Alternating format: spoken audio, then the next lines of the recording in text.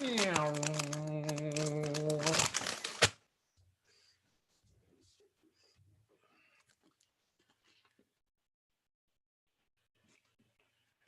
everybody, and welcome to the London Stadium. 100 days on, we are back and doing something a little bit different. I'm Mikey Burrows. Alongside me here at the London Stadium, you can see him, but I can't quite get into his shot because he's far enough away, is Andy Thompson. And also you can see joining us as well from their beautiful homes, Mr. Chris Awelabo and Matt Jarvis. Hello, boys. Good afternoon, gentlemen. Good afternoon. How are we all? Oh, mate, it's been such a stress, you know. The new way that all this is being done, whereby we can only get in the stadium at a certain time. Obviously, the strict checks, and we have to fill out questionnaires and all sorts. You boys back in your house, you've literally gone from your Jarvo sat on his sofa. That's all you have to do. Hey, it's been hard. You know, I've had to get here at the right time. You know, I've had to get everything ready. Yeah, it's taken me a good 2 minutes. It's really difficult.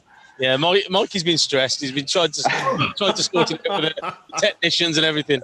I mean, we decided that we're going to do something a little bit different, and this is what we're doing. So as you can see us at the stadium, and obviously we can see the boys at home.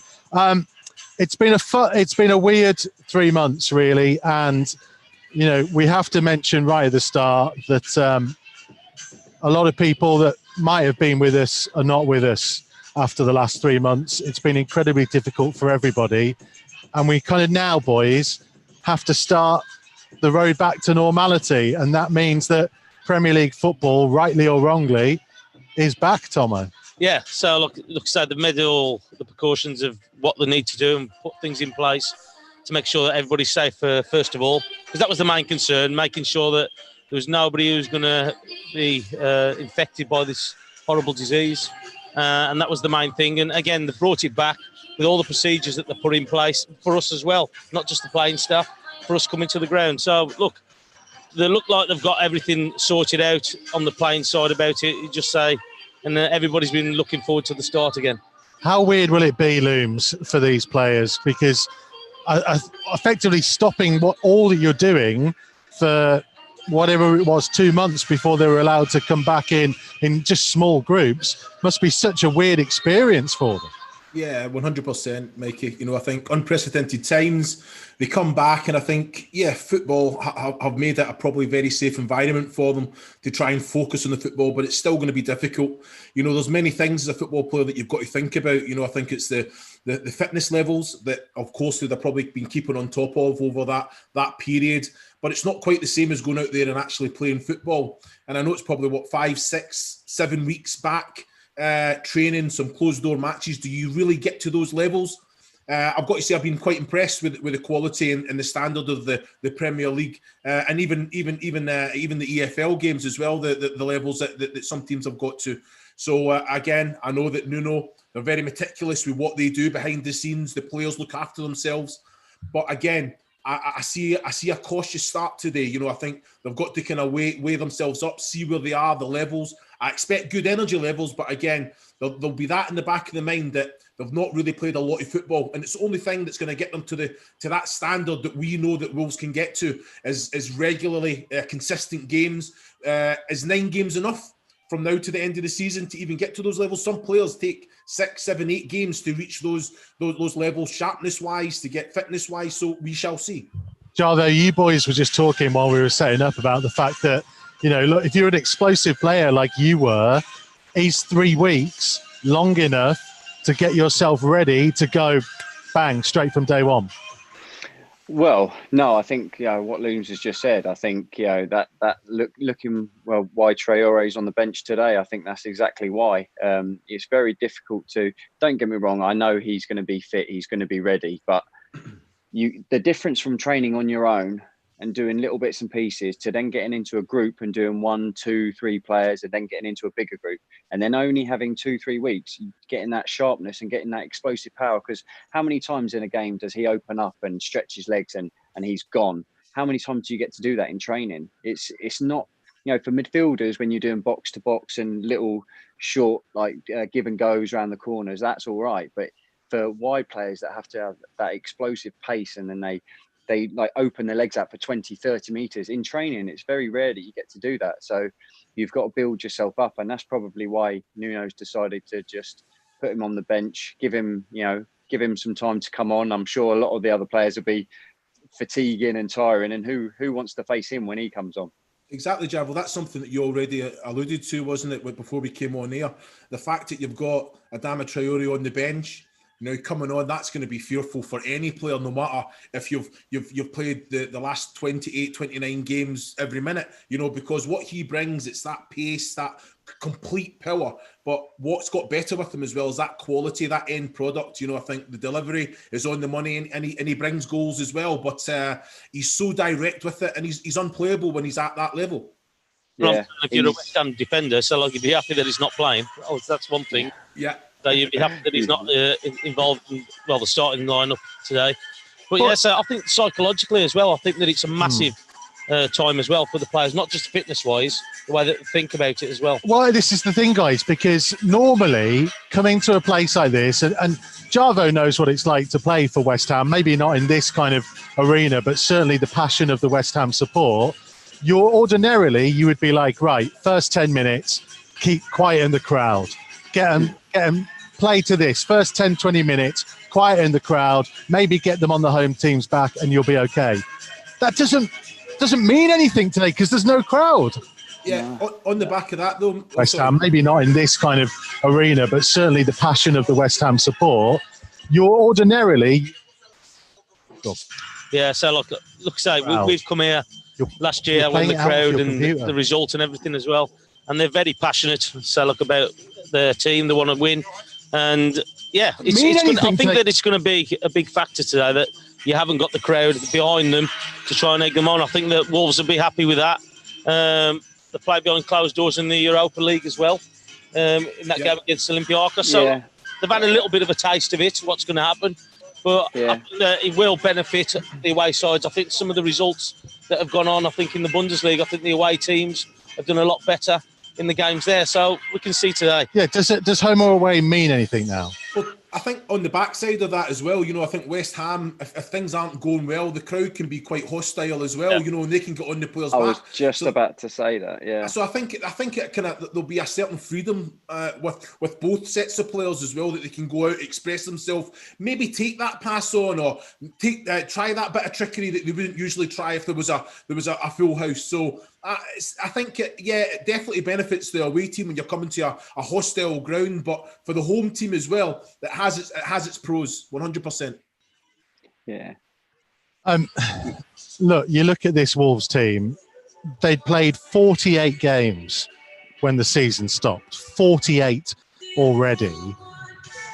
In a weird way, will this have done them any kind of good? Well, we were saying before the season finished that some of them needed a break. So look at Jimenez. We said, he looked dead on his feet at some of the games. So look, it might benefit some of the players when they've had that international duties. But I still think that, say, the fitness levels and the way that they've gone about it, they haven't looked tired throughout any of the games. If anything, they've finished the games really well, Wolves. So I think that they are a strong unit, I think, physically.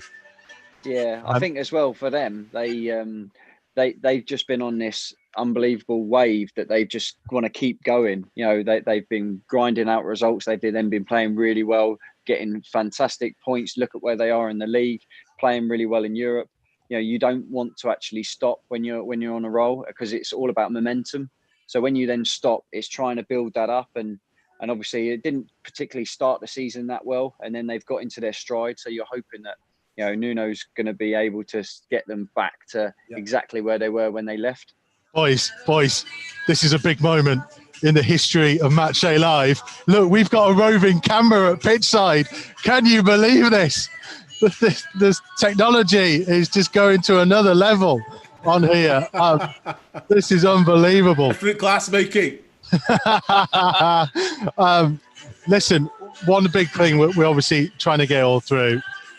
They have got a chance of getting Champions League football. Fifth might be enough. We know what's happened to some of the other teams in the build-up to this. Is today a massive game in the context of that, to get points on the board, to make sure that you're putting pressure on the others in that race for what could be 5th place?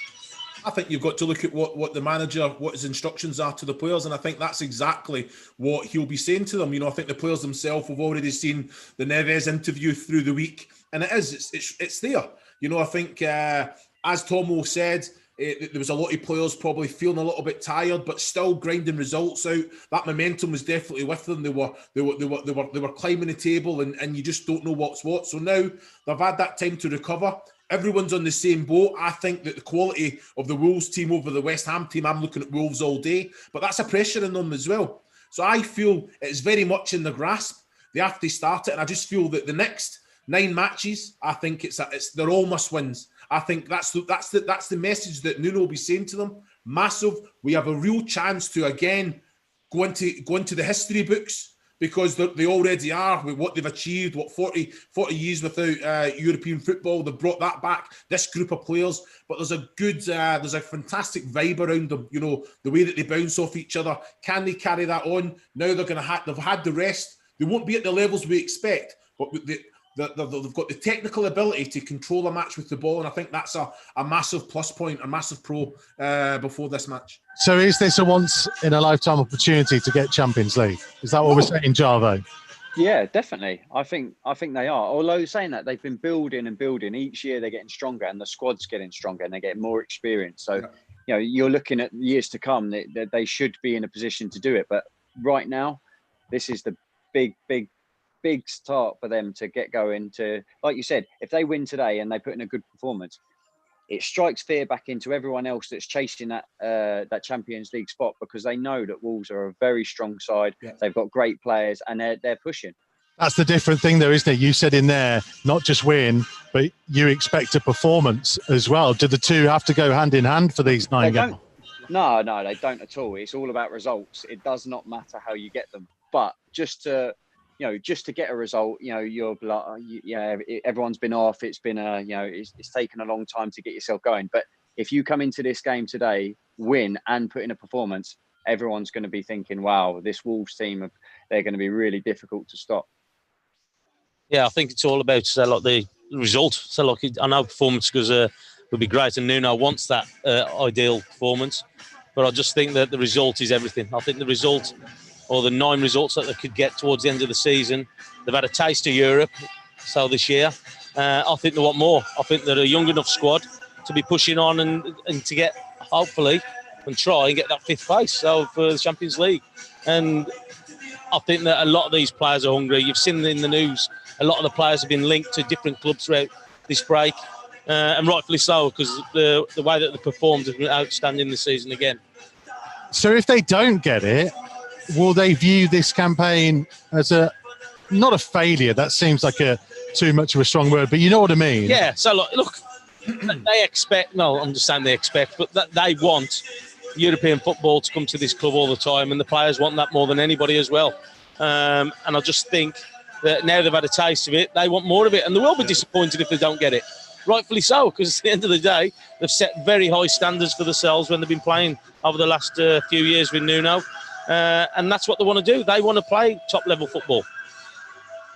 We are going to say hello in a minute. Hello to Tim Spears of The Athletic, who couldn't be with us here at the London Stadium. How are you, mate? Yeah, good, mate. How you doing?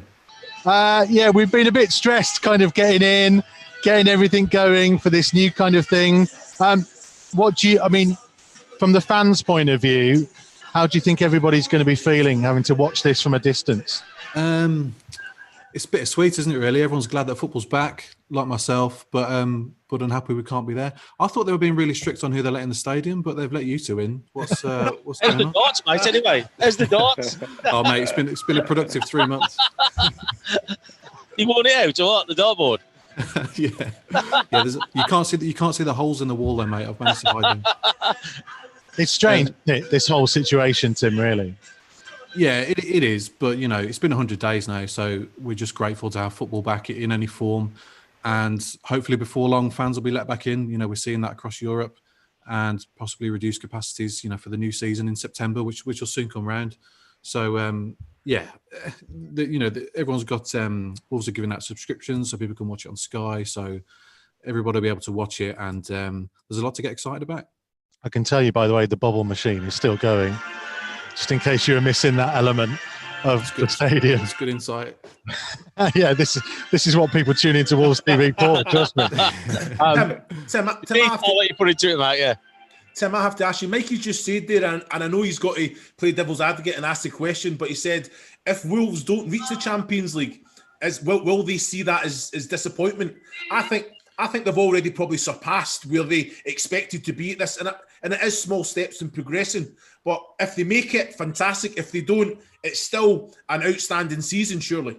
I think what the break has done is kind of pushed the reset button and given everyone an opportunity to reflect. And if the season had continued in March, then I think they'd have taken 7th or above, finishing where they were last season, despite having 15 extra games in the Europa League. That would be seen as progression. Yep. But now everyone's had a chance to rest, they've got injured players back, and they're looking at it as a 2-month season, aren't they? They're not looking at it as a 13-month season, which is what it'll end up being. They're looking at the next 2 months. What can we achieve in the next 2 months? And you look at this table opening up, these results are all going their way initially so far. Sheffield United, Man United, Spurs all drawing, Arsenal losing. It's opening up, and if Wolves have got a great run in, as we know, and if they can garner some momentum quickly, then if they can win today, then they've got Bournemouth and Villa next 2 games. They've got it's huge. It helps that the Europa is going to be in August now, so it's not going to be a distraction. They can go full pelt with a fully fit squad, hopefully for 6 weeks, and do something special. And I believe they can achieve it. Right, boys, the players are going to be out in just a second, and we'll have to switch off the cameras from Premier League rules. So just before we do, and before we say goodbye to you, Tim, I'm going to go around everyone, starting with Mr. Spears. Prediction time. Away you go. I'm quite confident, actually. I mean, if you look at the results so far, the struggling teams are still struggling. You can't change that, and they'll have to be wary of Bowen, Anderson, and Antonio getting in pockets. In front of the defence. I think that's why he's gone for 3 in midfield. But I'm confident. He's gone for a safety first lineup. He's got pace on the bench with Vinagre, Pedence, Jota, Traore. I think Wolves can sneak it 1 or 2-0. I'll go for 2-0, Mikey. He's going 2-0. Looms, I just want to score. I'm seeing 2-1 win for Wolves. Jarvo? I'm gonna go a 3-1 win for Wolves. 3-1.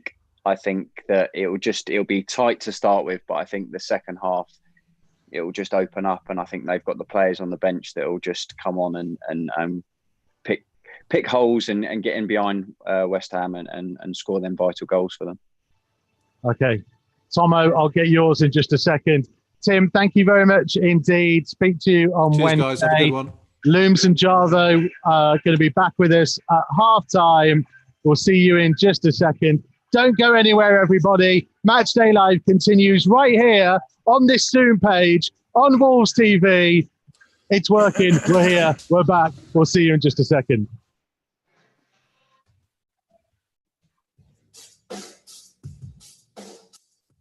Matchday Live on Wolves TV, powered by Blight Group.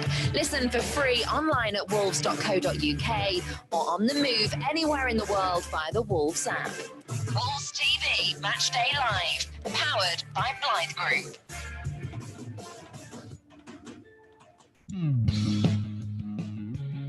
This season, the Old Gold Club and Wolves TV Matchday Live are powered by Blythe Group, an industry-leading construction company and family-run business since 1982, driving investment and infrastructure across the UK. Blythe Group's mission is to provide an unrivaled service based on innovative, bespoke building solutions and comprehensive customer support. If you're a skilled tradesperson and you want to join the team that powers our team, contact their bases in Wolverhampton, Manchester or Maidenhead via theblythegroup.co.uk. Blythe Group, big enough to deliver, small enough to care. Okay, welcome here then to the London Stadium. We are just waiting for Wolves to make their way out as they come out the tunnel now. The bubbles are still flying. It's been a long old time. We have missed them immensely. A thank you message of support to the NHS on the back of their jackets. 100 days since the old gold were last in action. Quite rightly, football put on hold to deal with a pandemic that has affected so many and sadly still continues to do so. The long road back to normality begins here at the London Stadium. 9 matches to complete a Premier League season that still could see European qualification. 5th, remember, would be the highest top flight finish since 1973. Wolves had already played 48 games by the time the break came. West Ham were fighting a relegation battle. So many questions about the impacts of fitness, recovery, empty stadiums and picking up where they left off. Today, we start learning the answers. It might not be what we have come to expect from the glitz and glamour of the Premier League, but boy, we are glad it is here all the same.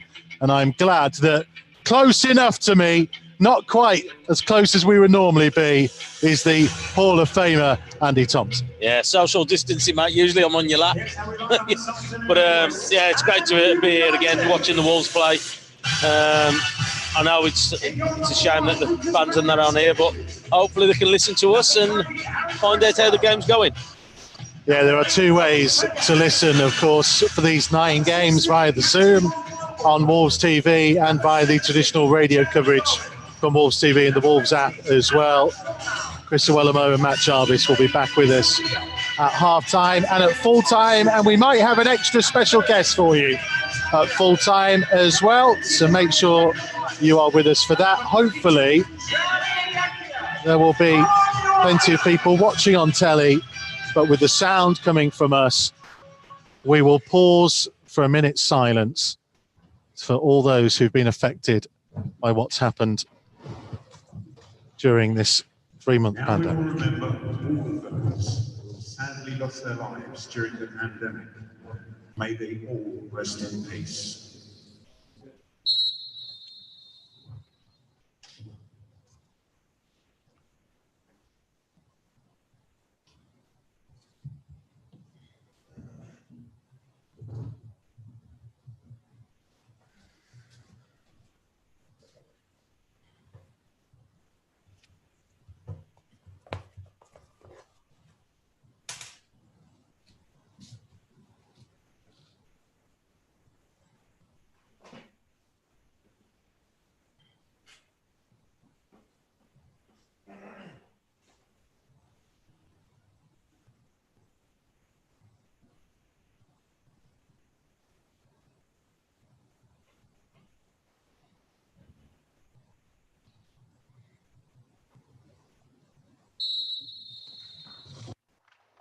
I've said many times that we are a family, we are a community, and sadly, over the last couple of months, some of our family and community have been taken from us before their time, and we remember them and everyone who has been affected by it.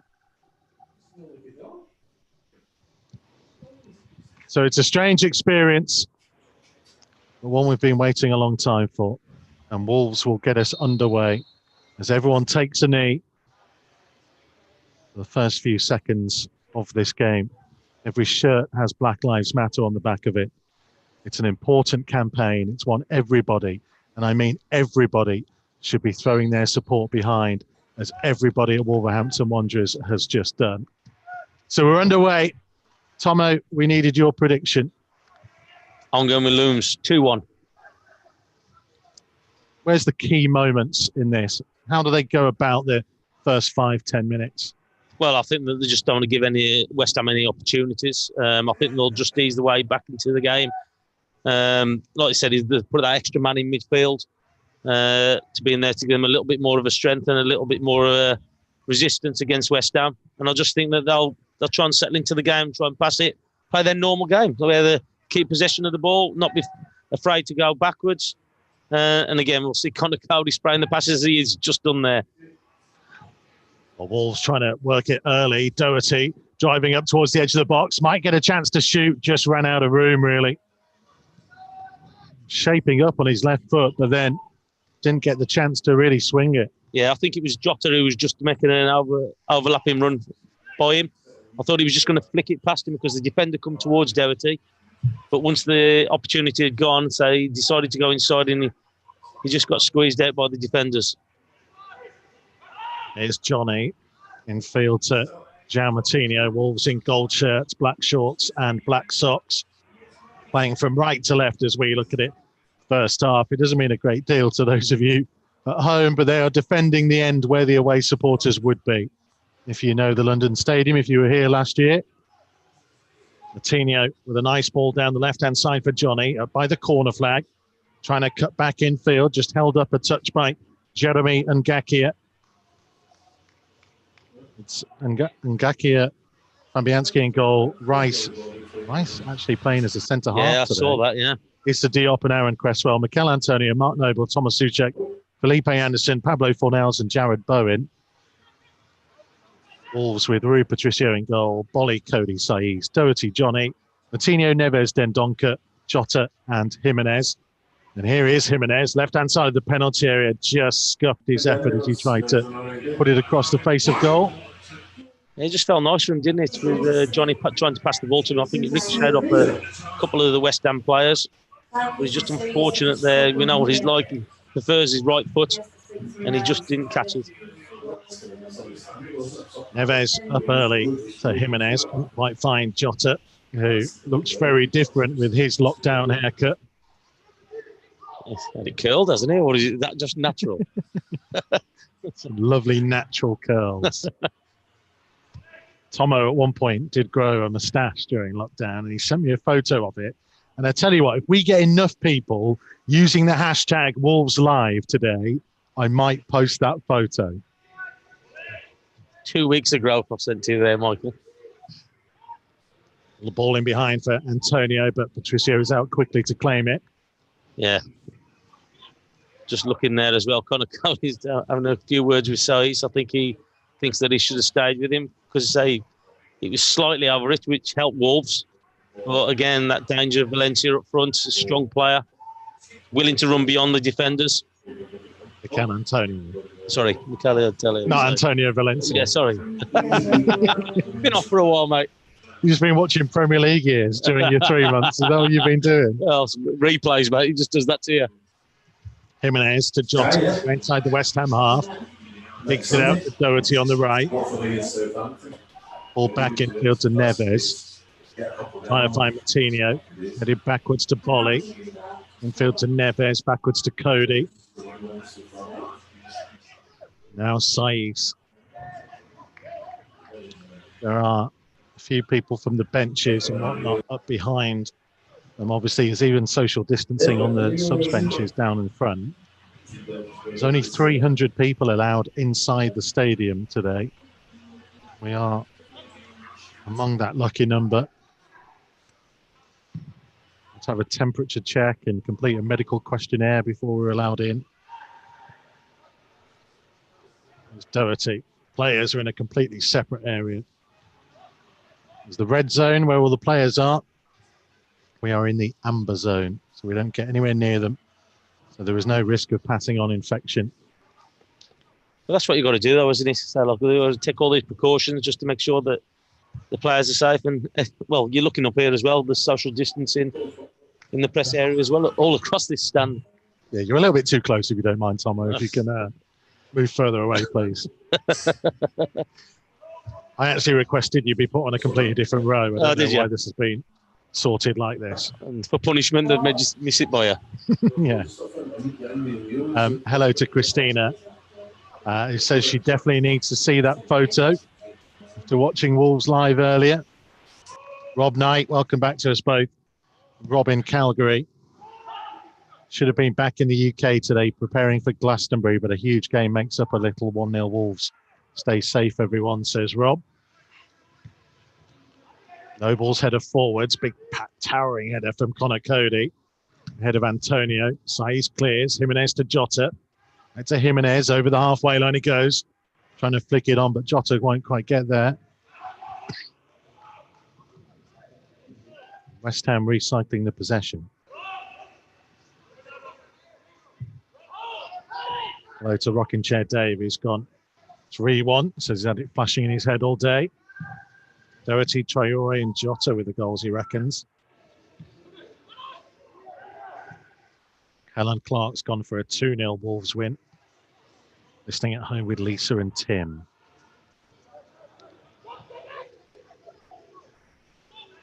Well, just in this 6 minutes, I think the Wolves have been the team that have had a little bit more possession. Look a little bit more composed on the ball. West Ham have found it difficult to have any touches on the ball at all. Saiz wide to the left-hand side to Johnny. Back infield to Jota. To Johnny again, looking to try and drift in from the Wolves left, trying to play it down the line for Jota, racing to get to the byline. Big sliding challenge comes in. And it will be a Wolves corner.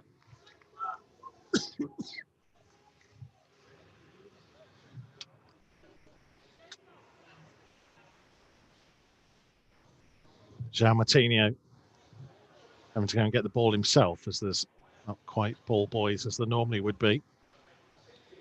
Well, they've got those tees, haven't they, or cones that they put the balls on by the look of it, spaced out around the pitch. Yeah, some spare ones. Yeah. Moutinho with the corner there, right-footed from the left-hand side. 7.5 minutes played at the London Stadium. In comes Moutinho's delivery. Bolly was nearly there. It comes all the way through to Doherty, trying to put it back into the danger zone. Noble was first to on the penalty spot, and West Ham trying to break. Good foot in by Neves. Jota for Moutinho.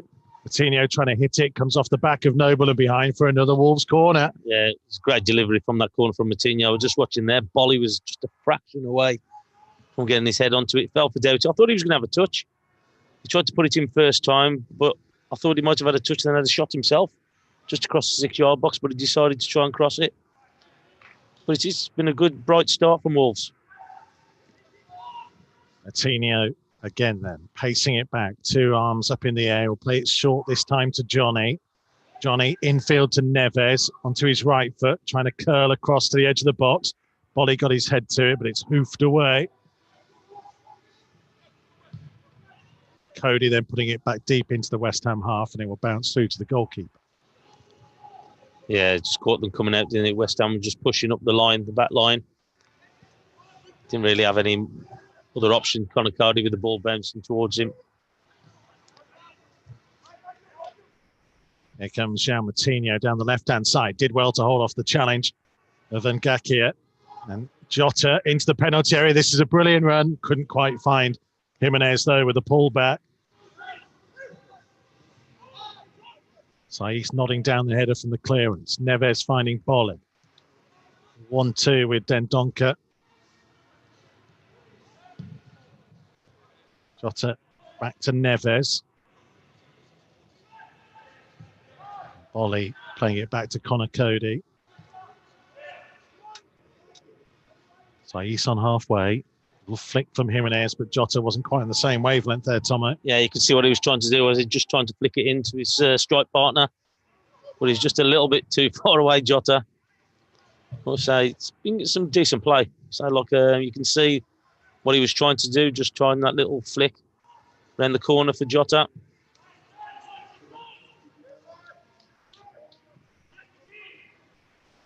And Ngakia blocked off by João Moutinho.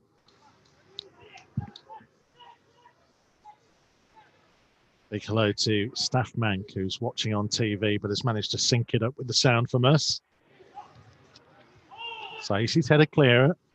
Noble intercepting from Jota's nod back. He'll go back into the West Ham half. Rich Jones says just show the Tomo pick for the Bants. Big hello to Linda, watching at home in Wolverhampton. Shout out to Hayley, listening and watching the game from her home. Come on, me babbies. On the outskirts of Cannock Chase. I think. Lovely area. Says you. June says, come on, me babbies from Bilston. At Mikey Burrows or at Wolves on Twitter. Make sure you use the hashtag Wolves Live.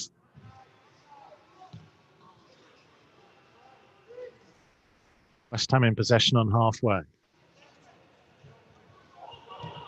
All in behind meant for Antonio, but Bolly will get there first, and his clearance finds Doherty, who flicks it in field to Matinho to the middle of the Wolves half. Neves finding Saiz.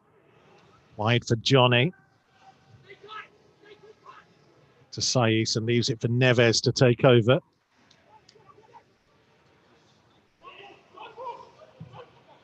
Saiz infield to Connor Cody. Cross to Willy Bolly. Over the halfway line. Jimenez has come short. He'll find Jota in field. Jota trying to lay it on for Johnny. Left-hand side of the box, delivering his cross in. A little bit too deep, but he'll go behind for another corner.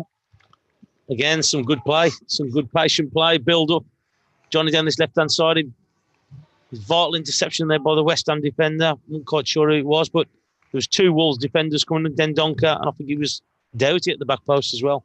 Yeah, Cresswell it was who headed it behind. So Matinho will go out to the right-hand side. Right-footed corner. Outswinger. Dendoncker and Bolly are on the edge of the box. Doherty beyond the far post. Saiz and Jimenez is on the edge of the 6-yard box. Matinho's delivery is whipped towards the foot near post. He'll come out. Neves thought about an outrageous volley and then tried to take a touch. Led as far as Johnny. Doherty. Back to Johnny. I'm very surprised he didn't take that on. All delivered in. Or headed goalwards, I think, by Jimenez, but safely taken by the goalkeeper. Yeah, good delivery, but again, so just couldn't get any power on it.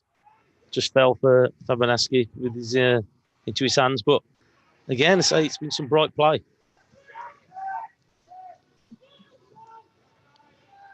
Here's Noble. Gets it back from Souček.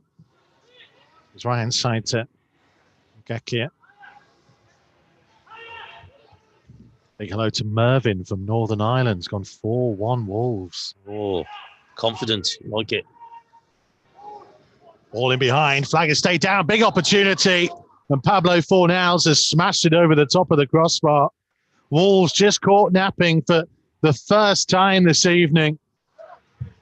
Looked over for a flag. Connor Cody's questioning Anthony Taylor. Didn't come. And Fornals rather rushed his effort. And thankfully, got nowhere near Rui Patricio's goal. Yeah, he just went for power, didn't he? Got it all wrong. But that's a let-off for them.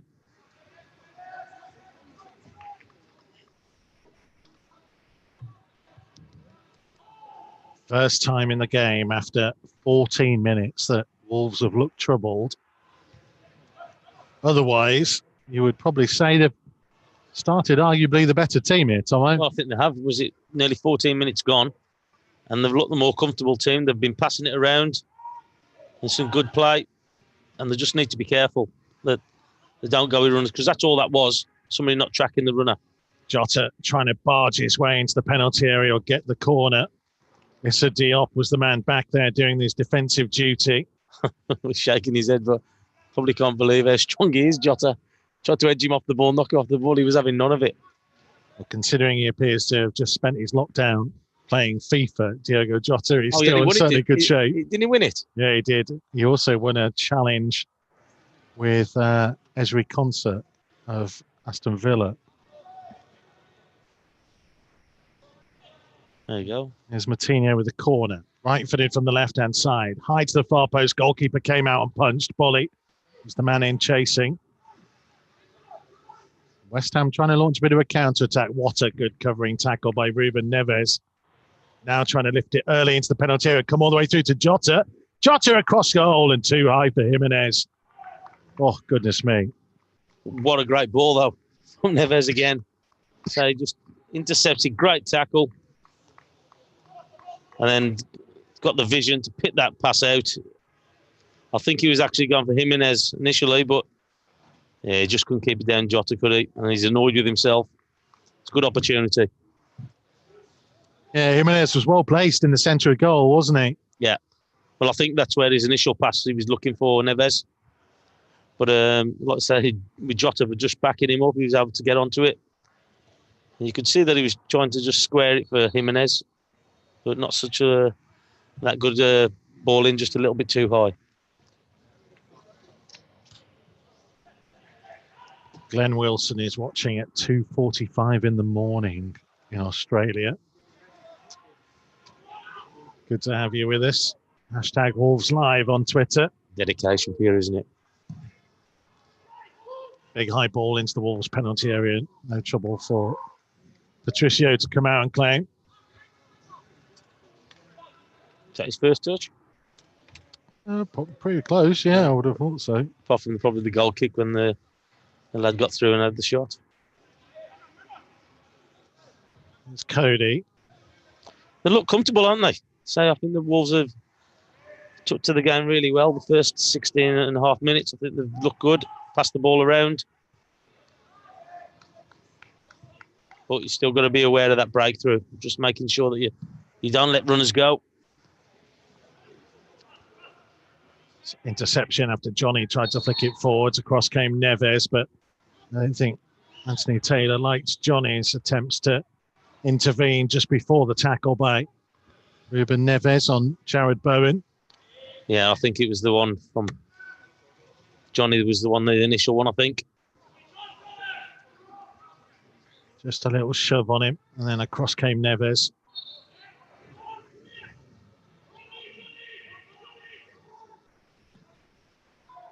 Noble to try and lift this one towards the edge of the Wolves penalty area. It was just too high for Doherty. Bolly will head it away. Neves couldn't fully clear. It comes to Bowen on the right-hand side, trying to lift it into the danger zone, but the cross is too deep and behind for a goal kick. Yeah, fortunate, wasn't it? Just over hit there by Bowen, I think it was. Comfortable though for defending. But you can still hear Connor Cody shouting out instructions throughout this first 17, 18 minutes. This is why I say you don't need artificial crowd noise, because it's actually quite interesting just to hear Connor Cody screaming his way through.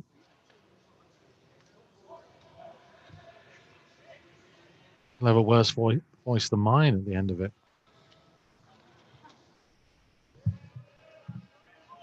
So let us know where you are, how you are keeping in touch with the game here this evening.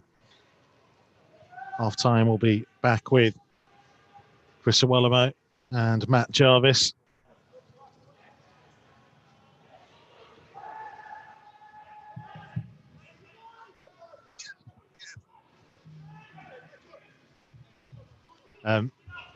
Here comes West Ham down the right-hand side.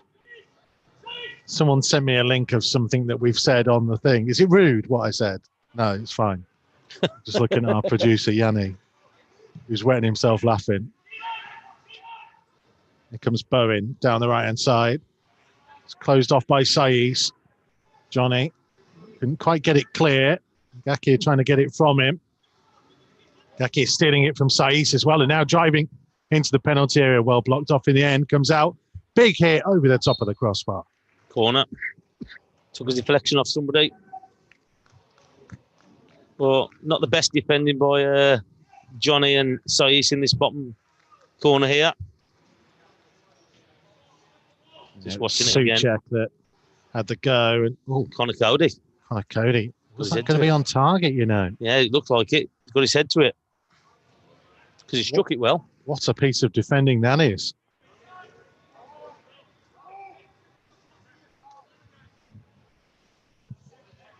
Bowen setting the ball carefully, left-footed from the right-hand side.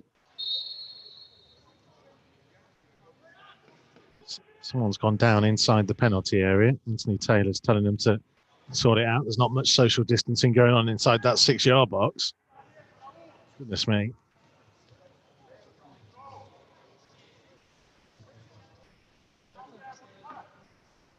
There's about 13 players inside the 6-yard box alone. I was going to say it's congested in there. Here's Bowen's delivery, curling round onto the roof of the net and behind for a goal kick. Yeah, the referee was there. He didn't like it. I don't think he was too happy just before the kick. He's saying that he's just leaning into in the West Ham forward.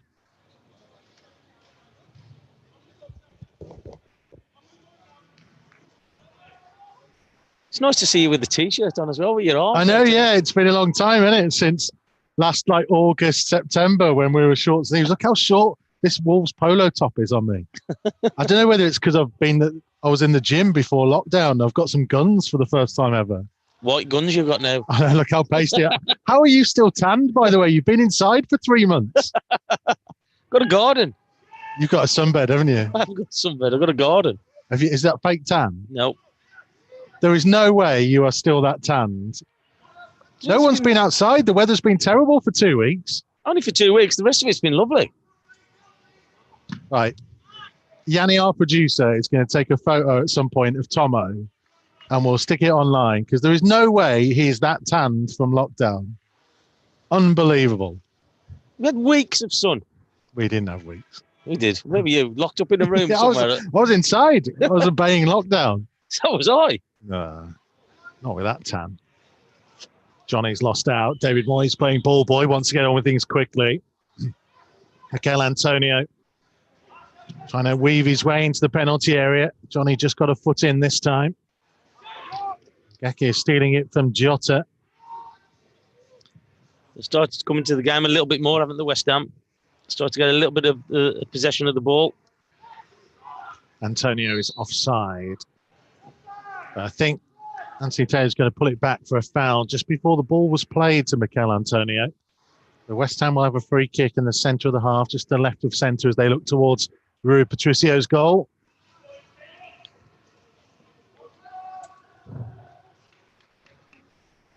This stadium that was opened in 2012 for the Olympics. Still got the spiral structure behind it. Famous lights. Noble lifts it in. Souček's headed back into the danger zone. Jimenez looked to be clattered as he tried to head it away, and referee has finally decided that he did want to give the free kick. And doing a water break, aren't they? Yep, we have reached halfway stage of the first half. So what have you made of it so far, Mr. Thompson? I think that Wolves have started quite bright. So like they've been the better of the two teams, like the more comfortable on the ball. They're comfortable passing it around. West Ham in the last 5 minutes or so have started to come into it, had a little bit more. Oh, you're taking pictures of now. West Ham are coming to it a little bit more now. And that's where they just need to be careful. Just keep passing it, keep possession of the ball. Don't give anything away to West Ham.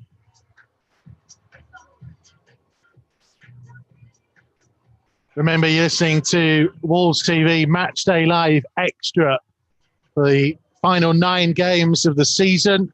We have a pre-halftime and post-match Zoom show for you. You can keep listening to the commentary through the Zoom, which I think should be slightly quicker than on the radio button on the Wolves TV website and app as well. So just stay with us on the Zoom. You get the commentary through it. We'll have Chris Weller and Matt Jarvis back at half-time and again at full-time.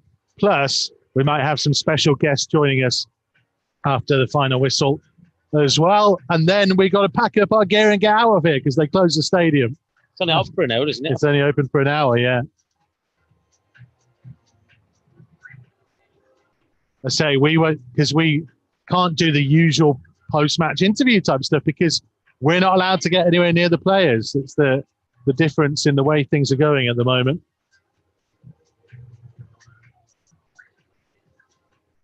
Sun is just creeping over, so the shadow of the stand we're in getting a little bit longer. There was some shots on the screen of a few dignitaries down below us, but apart from that, there is no one else here bar us in the press box.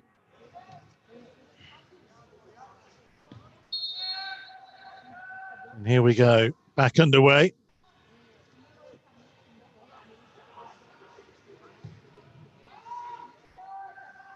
Jimenez is quite deep at the minute. Jota has been the more advanced man on a few occasions.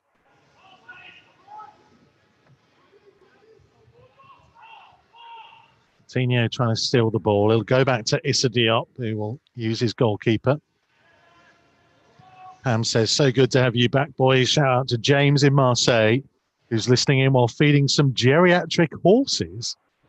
Not quite as glamorous as being in Singapore and Bali. We want a big win today, says Auntie P in Shifnal. geriatric horses. Speaking of geriatric, here's Andy Thompson. Are you a geriatric horse? Don't answer that. No, I don't feel like that at the minute. No. Don't answer that question. I knew as soon as I started asking it. Yeah, it's the wrong thing to say. It was only going to be a rude outcome. Never. It's Bolly. Tip back from Doherty on the halfway line, right on the right-hand touchline, actually. Playing it back in field to Neves. Neves looking to switch the play out to the left. That's a lovely ball to try and find Johnny. 5 yards from the corner flag. Johnny using support here from Jimenez, who's pulled wide. Jimenez trying to wriggle his way free, and Bowen got a foot in. It'll be a Wolves throw by the halfway line. Yeah, it was a great ball again, wasn't it, from Neves? Was it 60-yard ball to Johnny, who did really well to get it back to Jimenez, sorry. Here's Johnny with the throw. Short of 10 yards from that left-hand corner flag. Matinho and Jota making movements in front of him. It went to Matinho, back to Johnny. 1-2 with Jimenez. Johnny again. Jimenez, like he had his leg caught for a moment. Referee didn't think so. Yeah, referee was pretty close as well, wasn't he? And Antonio driving down the wall, the West Ham right, Wolves left, skipping away from Saiz, delivering his cross in. Bolly well positioned to head the ball clear. Only as far as Noble. First time wide for Cresswell. Cresswell crossing from deep. Saiz well positioned this time, and his clearance went straight to Jota. Now to Jimenez. Wolves trying to get a counter-attack going. Jota. Oh, he just couldn't quite feed it back through to Jimenez. Blocked off by Rice. And it's a Diop tidying things up. Oh, that was close, wasn't it? It's a good link-up play from Jimenez and Jota. And he just fractions away from putting Jimenez away there at the goal. It's just a shame that it just got intercepted. But again, good play from the two of them. We have played 28 minutes at the London Stadium. Jota's flick will be cleared to the halfway line. Cody beats Antonio in the air. Matinho down for Saiz to show Matinho, base of the centre circle. Get backwards to Cody. Now for Saiz. Tried to find the feet of Jota, but intercepted by Souček, and Noble playing it backwards. Just tried to force it a little bit there, didn't he, Saiz? There's still players available to pass to. Just tried to force it through a small gap. Gakir was to Bowen. Johnny trying to get a foot in. Saiz taking control. Saiz absolutely chopping down Thomas Souček. He's the most cautioned Wolves player this season. It's good to see him back, isn't it? 8 in the Premier League for Romain Saiz. Not quite in Anthony Taylor's notebook just yet, but might only be a matter of time. Come on, give the benefit of the doubt. Free kick's taken short. Bowen on the left foot. Couldn't beat Johnny at the near post. Cleared out as far as Felipe Anderson, who just about kept it in, but foot in by Matinho. Jota couldn't get away from Bowen. Well, that looked a foul to me. The referee said he was close and his way play on. Nuno was having a few words with the fourth official. I thought that was a foul. He got nowhere near the ball with the way that the ball run. Here is Connor Cody. Romain Saiz. Back to Connor Cody again.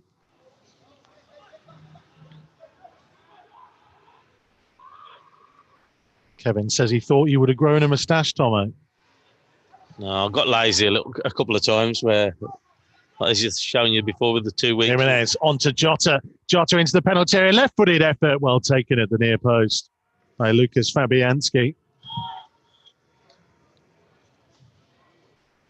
Difficult angle to try and beat the goalkeeper from there. Yeah, and also as well, he was falling over. He didn't really get any power behind it as well.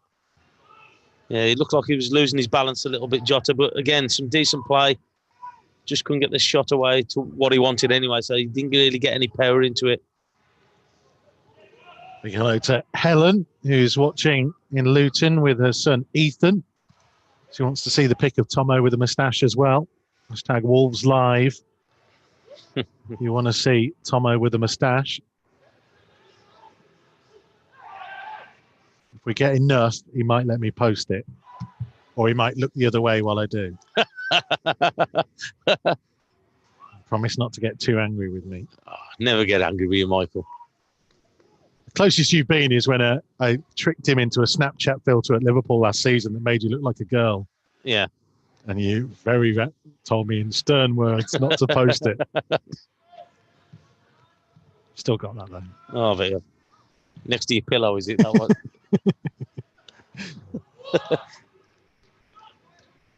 Told you I'm not used to not having you next to me. Yeah. I had a cushion in my lounge with your face on it. Yeah, I'll just say, just for the people back home, he's got a pillow with my face on it. A picture of me on it. Not a pillow, a cushion. A cushion. A pillow makes it sound far worse. And he actually showing when I did a Zoom thing with him, he's showing his pillow or his cushion. We did a big match we visited on Zoom, watching the Sherpa Van final. Still available to watch on the Wolves YouTube channel. Quite a few big match revisited, actually. Yeah, I enjoyed it. Good to see the lads. Don't get to see them as much as I should do. Here's Cody for Wolves. Big long diagonal trying to get Jimenez and Jota away. It's a great ball to find Jota. Back onto his right foot in the penalty area. Trying to tee it up now for Jimenez to strike it. Well blocked in the end. Defenders throwing their body in the way.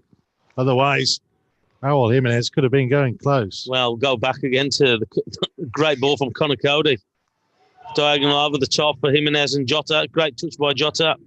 Just wasn't open for him, so he just laid it off to Jimenez and just got blocked, unfortunately. But great ball from Conor Cody. He's done 2 or 3 already in this first half.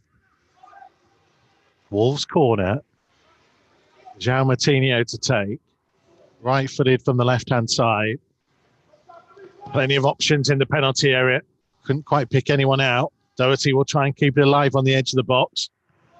It's going to come to Neves, who flicks it up and volleys it into the danger zone. Moutinho nodding down for Jota. Jota curling it low, but comfortable take by the goalkeeper in the middle of his goal. Yeah. I know we're looking again and saying, you're thinking, oh, he's just put it back in there. But I'll tell you what, Neves has picked him out on the far side, Jota. When it's come to him, volleys it straight out to him. Oh, he's had a good game so far, Ruben Neves. Yeah, he has. So, look, with and without the ball. So, look, I think that he's worked hard to win it back with some of his tackles and interceptions. And also, as well, we've watched his passing range again today. Here's Felipe Anderson, just over halfway. Cresswell back in field to Souček. It's for Issa Diop. Fabianski on the edge of the box. Big clearance.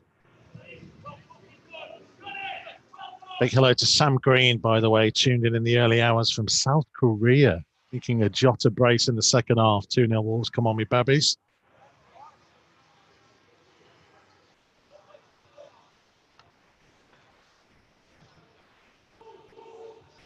Staff Mank wants to know, have we thought about doing a bubble together? No. Is the short answer.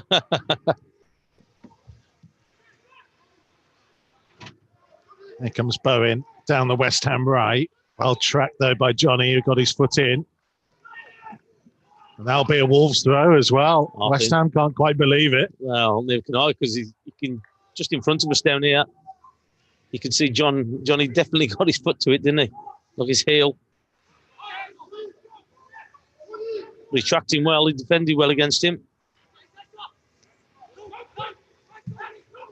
Johnny to Moutinho, trying to hook it towards Bolly.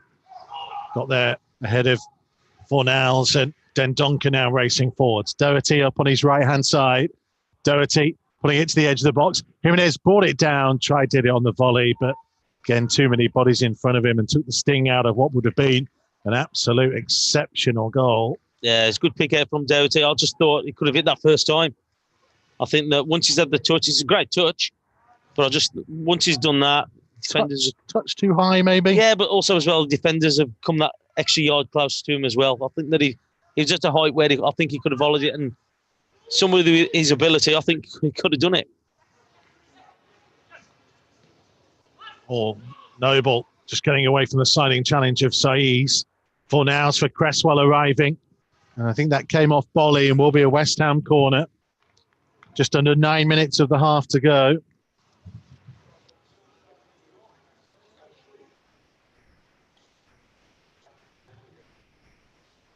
Wolves just on the defensive at the minute.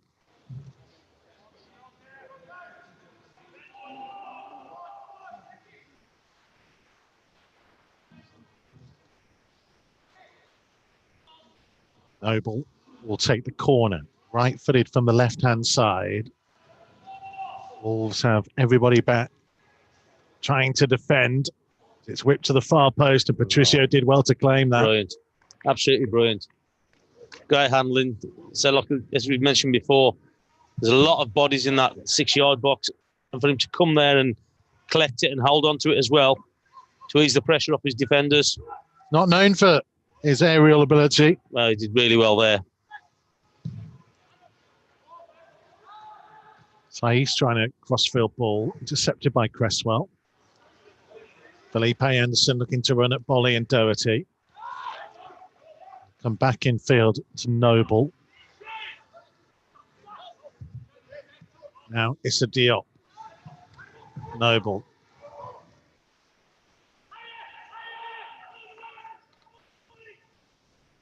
That's Connor Cody. We can hear him, can't you?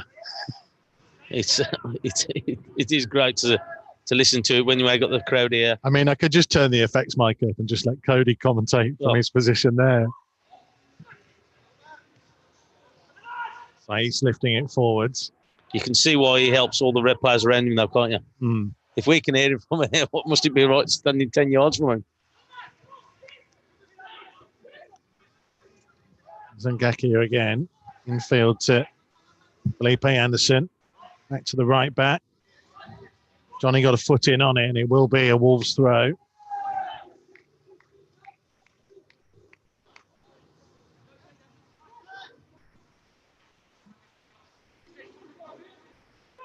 We have about 6.5 minutes until half time. Chris Uwalabo and Matt Jarvis will rejoin us. Wolves TV Extra via Zoom. There's Doherty. Back in field to Bolly, to Cody. Saiz with it. Nice ball down the left-hand side, finding Jimenez, actually. Jimenez trying to drive on. This is Jota. Flick down in between two West Ham defenders to find Johnny. Left-footed cross from him towards the edge of the box. That's Dendonka trying to nod it down. Clearance comes as far as Saiz, who's fancied a go from distance. Slightly awkward bounce for the keeper. Yeah, well, that was it, wasn't it? So I think he's too far away there. It's on target, but never going to trouble the keeper, was it? If anything, it probably bounced up nice for him, didn't it? Well, it's nice to see the confidence. Willing to have a shot from range. Well, he's always willing. Oh, yeah. It's not in a bad year, goal-scoring wise, actually. He's done all right, hasn't he? He's on 3, and he's had 2 goals taken off him, became own goals.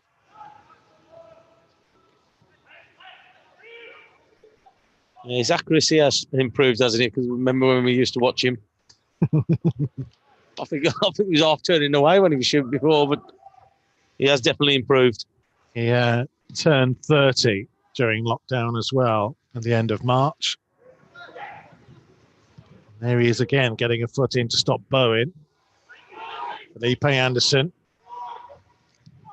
He's one of the senior members of the squad then now, isn't he? Very much so. Gakia's cross goes all the way through the penalty area, and Wolves throw on the far side. Steve Taylor just checking that Saiz is okay.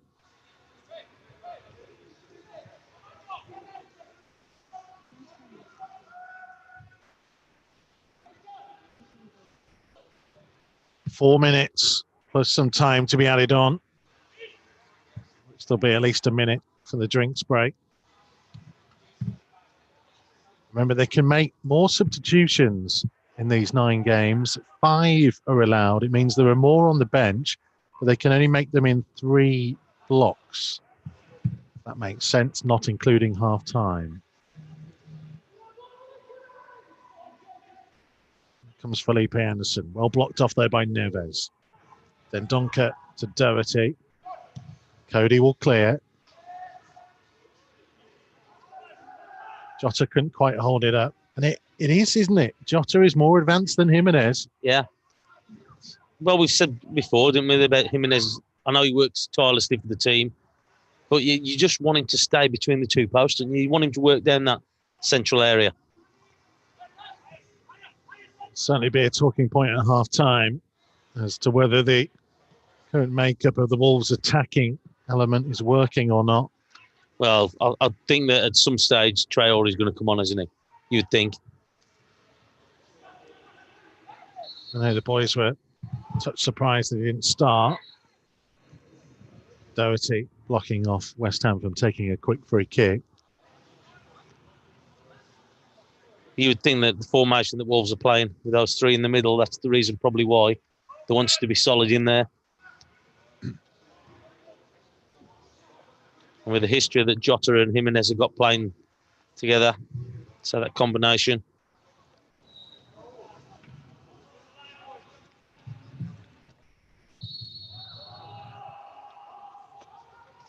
Noble from the quickly taken free kick down the line for Cresswell. Hanging his cross high towards the far post. Souček's there, but so was Dendoncker for Wolves to head it away. Fornals. Neves trying to win it back. That's brilliant.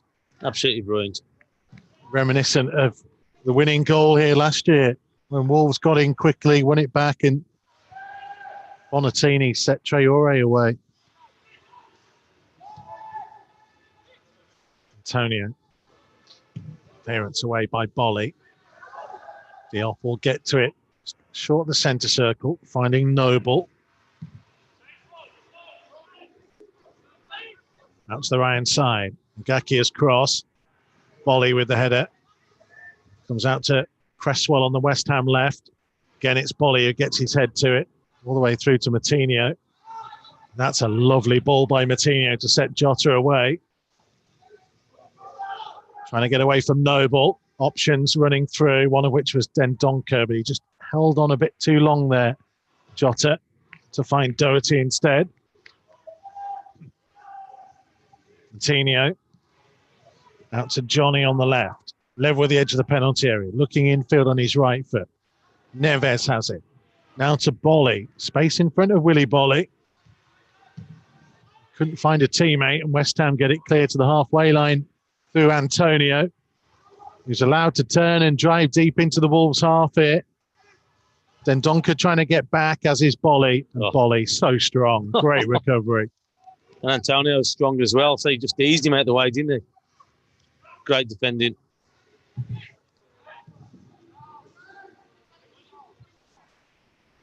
Neves finding Johnny. Last 20 seconds of the 45. Fourth official's board. He's got a long way to walk out from the taking a minute to area. walk there. Yeah. Had a minute on for that. To the touchline. It's been the biggest technical areas in British football.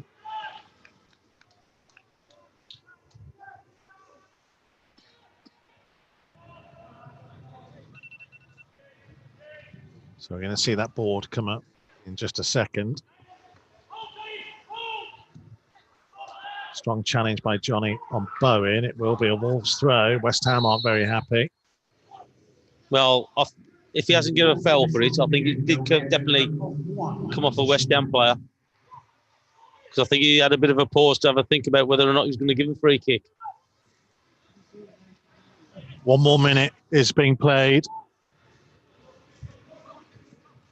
Here is Antonio for West Ham, playing effectively as the lone striker for them this evening. Cresswell.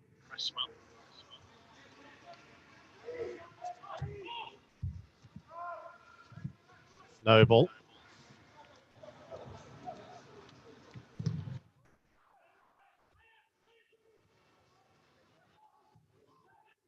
Rice will play it back to Fabianski, who's out of his penalty area.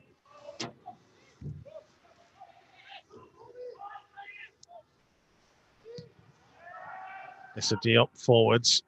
Cody with an interception. So he's hooking it high in the air. And that is the half-time whistle at the break at the London Stadium.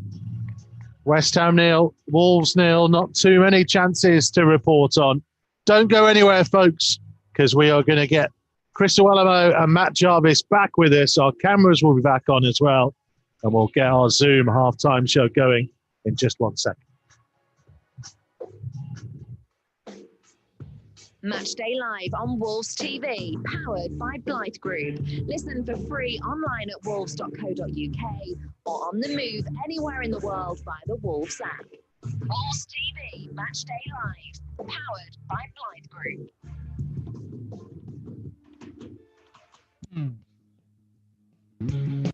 This season, the Old Gold Club and Wolves TV Matchday Live are powered by Blythe Group, an industry-leading construction company and family-run business since 1982, driving investment and infrastructure across the UK. Blythe Group's mission is to provide an unrivaled service based on innovative, bespoke building solutions and comprehensive customer support. If you're a skilled tradesperson and you want to join the team that powers our team, contact their bases in Wolverhampton, Manchester or Maidenhead via theblythegroup.co.uk. Blythe Group, big enough to deliver, small enough to care.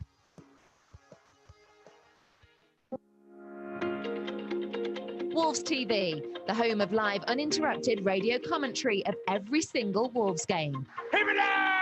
Oh, you beauty! But that's not all. Wolves TV also brings you extended and alternative match highlights, interviews with the team, behind-the-scenes features and training coverage, plus see every goal Wolves score from every angle. Jota on the volley, oh, what a goal! That is simply stunning! So check out Wolves TV online at wolves.co.uk or on the move via the Wolves app. Hello there, welcome to Wolves TV Extra. I'm Mikey Burrows. Alongside me is Andy Thompson. And when he gets his camera going, Matt Jarvis and Chris Uwelemo are with us as well, watching in from home. We will hear from them very shortly as well to get our half-time verdicts on what we have seen and heard so far. Looms, let me come to you first of all. The two up top, is it working? No, I think it is. I think West Ham are very deep. I think we're going a little bit direct at times, and it's difficult for them. But when they've had the chance and we've played through them, I think they've linked up very well. I think they've got an understanding of each other. It's the gives and goes and the little run round the corner, and I think it's a success. But they need better service. I think at the minute, both managers will be very happy. At the start, West Ham dropped, allowed us to get on the ball, and we used it well. We asked the question, and we dictated the tempo. West Ham have grew into the match a little bit now, and caught us out on occasions. Famals has got to do better with that 1-on-1 chance. And if you look at Connor Cody, I'm sure that you'll be able to hear his voice there, the way that he organises and the way that he's communicating and talking. But it has been good, trying to play out from the back. I think used the ball very well. On occasions went direct, which I don't think is the Wolves' way when West Ham are as deep as they are. Jarve, what have you made of it so far? Well, I think Looms has probably spoke quite a lot about all the different things that have happened, but definitely the front two, they work a lot closer together when they're as a pair. If Traore is playing as a three, they always seem to work really closely together. Like Lou said, they always tried that little one around the corner, and they're always looking for their partner. If Jota's got it, he's looking to see where Jimenez is running. He's trying to feed him in, but they have used the ball well. There's a lot of times when they've switched the play from right to left. They seem to have pinpointed the West Ham right back, but he's done well. There's a few times that they've got him behind him and he's got himself back and and stop the cross or stop the block. But that seems to be the thing that they're trying to do: get the ball out wide on the left-hand side, and they've got themselves in decent positions to get good chances. But you can see it's just that final little bit at the moment. It's just not quite there. Doesn't seem to be the threat in the final third, does there? No, it all seems just a little bit deeper. And then when they get that one opportunity to put the cross in or that last through ball, it's just not quite there. But, they'll be encouraged for a good 45 minutes. So what's the answer then, Looms? Do they just immediately go to Traore, or do they try and do something a little bit different with what they've got on the pitch at the start of the second half? No, I think like what Matt's already alluded to, I think they've dominated with the ball a little bit. They've used it well, and like you say, it's just that little that final pass, that final touch. There was one that Matt Doherty had an amazing drive, and he had bodies, and he could have just played a ball in, but it's like he seized up a little bit, So they're all just feeling their way into it. I think Nuno will stick with it for a little bit, but it's a good option to have. Adama coming off the bench, the pace that he's got, he will open the game up. And he'll bring the game to life. But at the minute, I think both managers will be quite happy with the way that their teams have performed. We were talking, Tomo, Ruben Neves has impressed me in that first 45. Yeah, he has. So before the lockdown, so he impressed me. Look into your camera. So people can see you. This is what it's all about. You're busy looking at you. Yeah, don't look at me. Look, I'm here. Hello.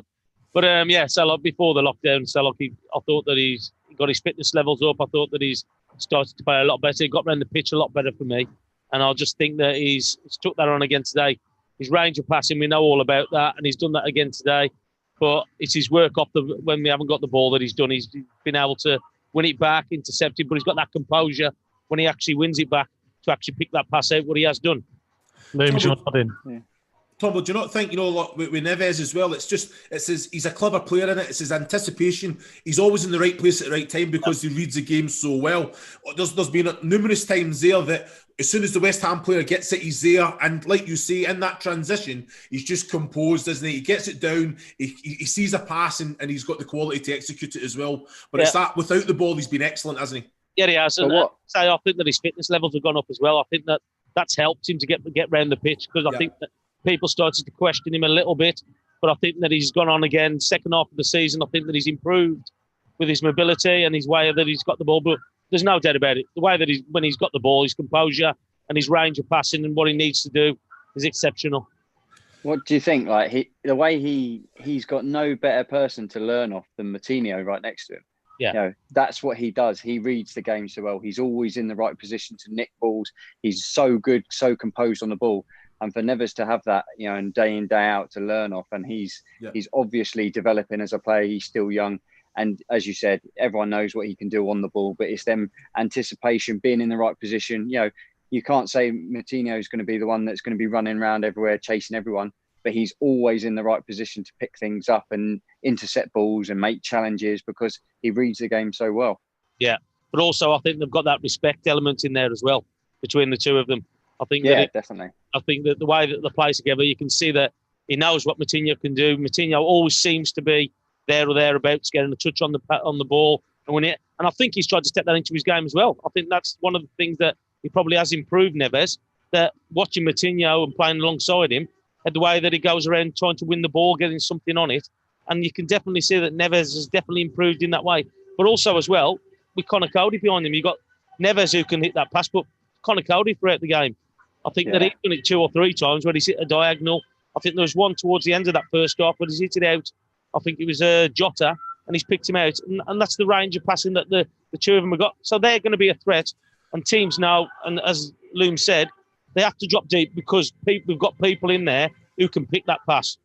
On that, Tom, do you not think we need a little bit more from Doherty and Johnny? I think Johnny, on occasion, when he does get into that final third, it has been some great quality. God, if I was playing there, the one that he hung up, you're taking everyone out and just making sure you get in contact with the ball. But the energy that you get from Matt Doherty and Johnny, if they're on point, straight away, West Ham drop even deeper. They've already started deep, and that's when we should be putting more pressure in those wide areas. Because like Mikey's already said, we've not had much quality when we get to that final third, have we? No. Normally. It's the thing there, isn't it, boys? Because they're in this situation where this formation right now suits Neves arguably suits Jota. It's what he prefers. But does the team work better with pace of Traore, Matt Jarvis, and it gives them something else? So you sacrifice Neves and Jota to get Traore in to maybe be more threatening for Jimenez. Yeah, but at the same time, they started like this in this formation, and it was so successful. The biggest outlet for them was always Matt Doherty.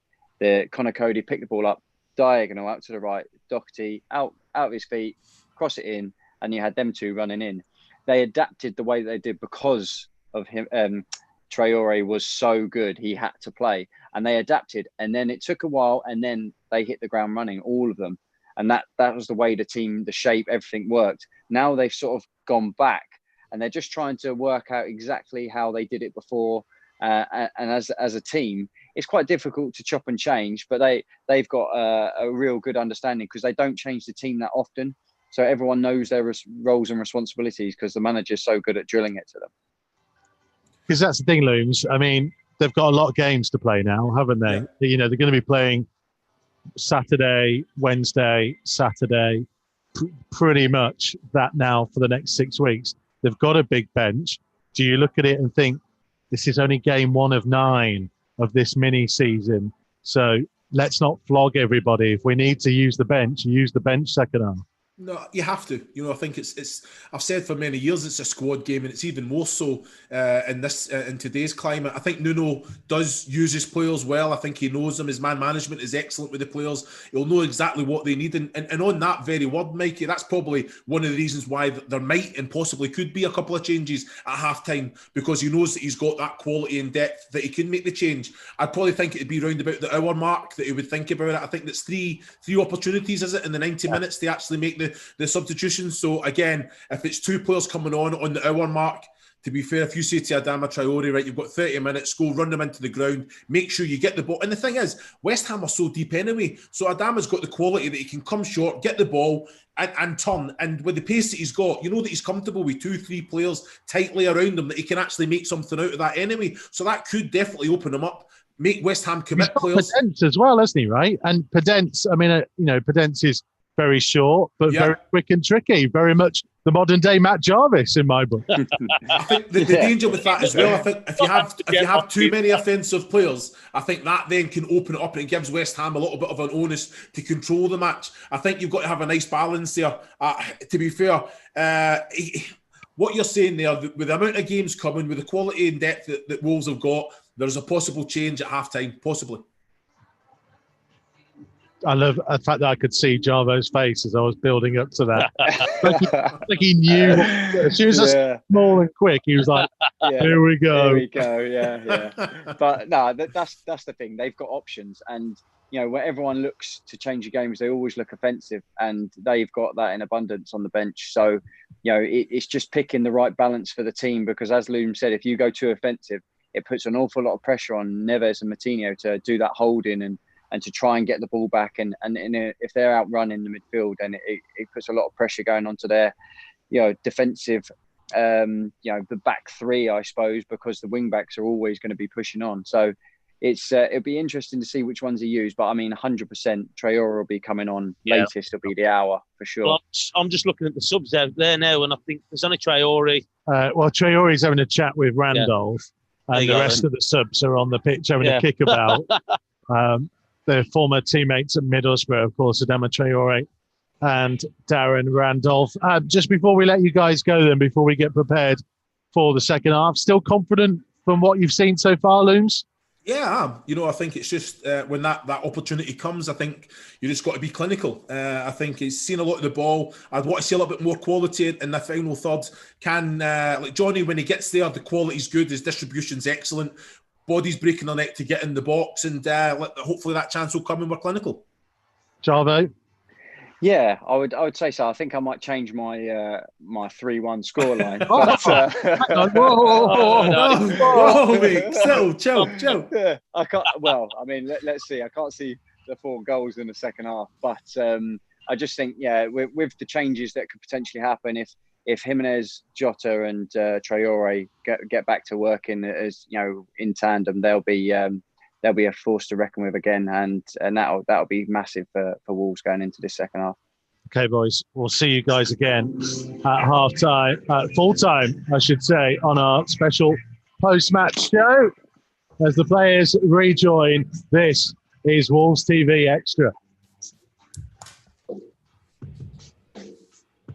Matchday Live on Wolves TV, powered by Blight Group. Listen for free online at wolves.co.uk or on the move anywhere in the world via the Wolves app. Wolves TV, Matchday Live, powered by Blight Group. So the bubbles are in the air again, and we are just going to see the teams go through their half-time warm-up routine. Well, certainly Wolves anyway. Do you know the one thing, Tomo, that has got me for this? It's the fact that I suffer with quite bad hay fever, which is why I cough. My eyes are screaming. Over the last couple of days, so my eyes have been a nightmare. I say today as well.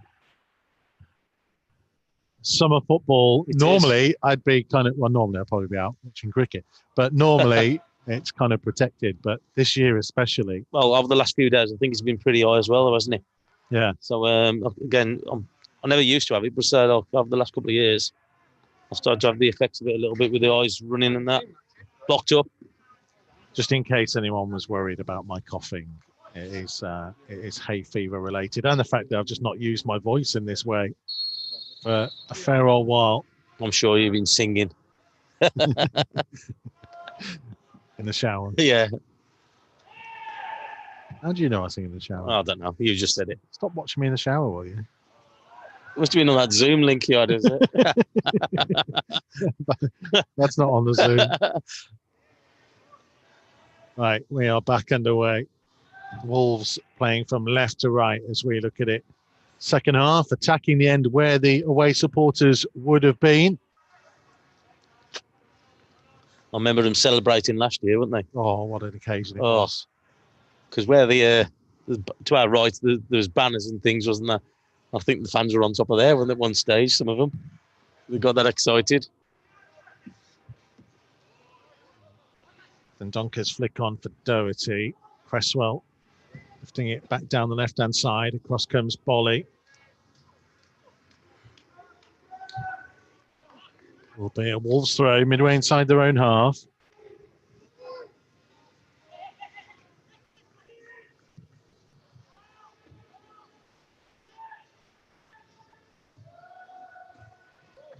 Running through the two teams in just a second. Wolves with Patricio in goal, Bolly, Cody, Saiz, familiar back three, Doherty and Johnny, the wing backs, Coutinho, Neves and Dendoncker, and Jimenez and Jota up top. So as the boys were discussing at half-time,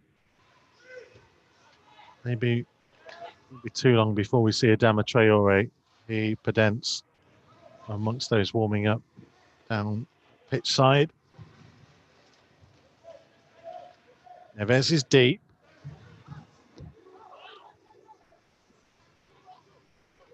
Here's Bolly. Jota, back to Bolly.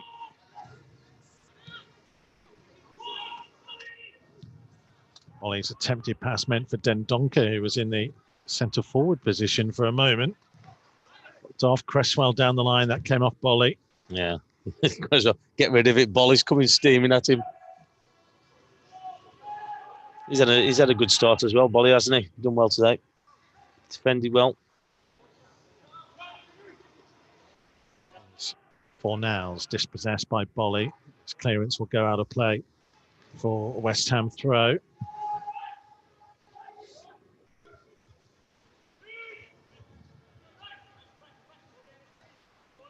At Men's Science. It's great to hear you boys again, listening from the States. 2-1 Wolves, Avery. Let's go, lads.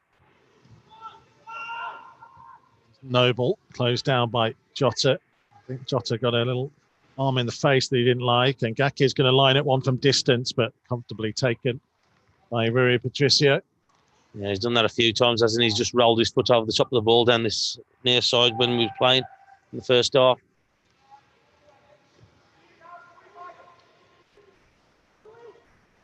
Staff Mank says we can laugh and joke, but a draw is not enough today if we want Champions League.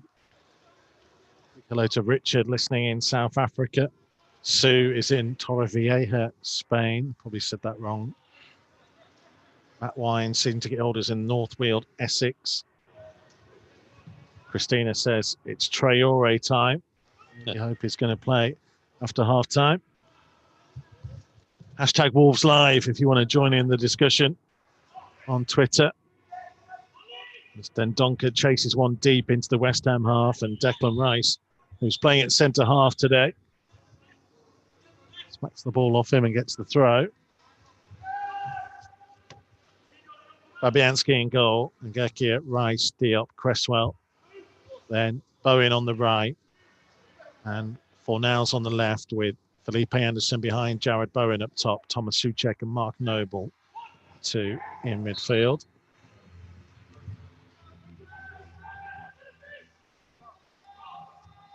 Wolves with a free kick midway inside the West Ham half here. A chance maybe.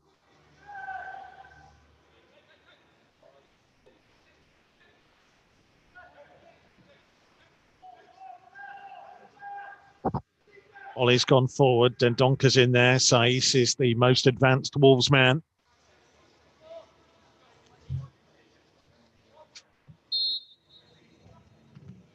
Here comes João Moutinho. Plays it short to Cody.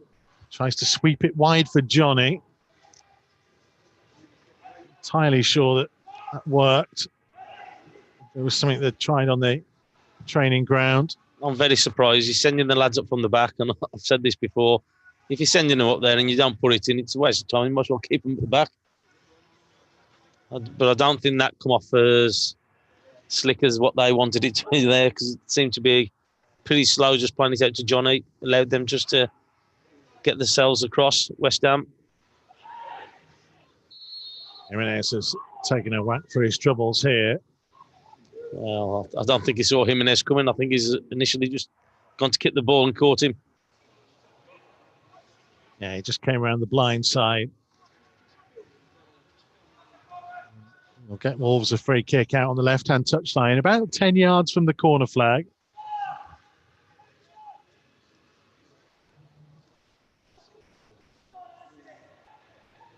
Doherty, Dendoncker, Saiss are in the penalty area. Jimenez will join them. Jota's having a conversation with Bolly outside the area. West Ham have brought everybody back. Bowen is stood as a one-man wall 10 yards away. Every other player in claret and blue is in the penalty area. Moutinho to try and deliver. Whips it in dangerously. Little flick on by Saiss. Come outside the right side of the penalty area to Jota. Back to Neves. First time cross, headed away by Souček.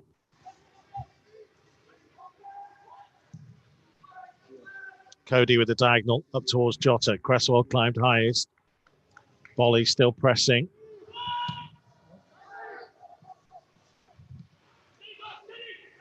Cody finding Doherty. Nice little turn from him. Trying to run forward. Souček looked like he blocked it with his hand for a minute. Dendoncker couldn't collect the pass.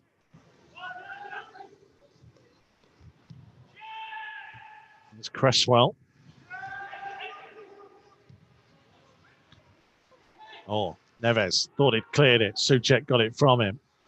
Felipe Anderson to Noble, just over the centre circle. Wide to the right hand side. Jimenez tracking, chasing and harrying, putting pressure. Absolutely working his socks off. Yeah, we know they always does that for the team. Rice back to the goalkeeper Fabianski. 52.5 minutes played. West Ham 0, Wolves 0 at the London Stadium.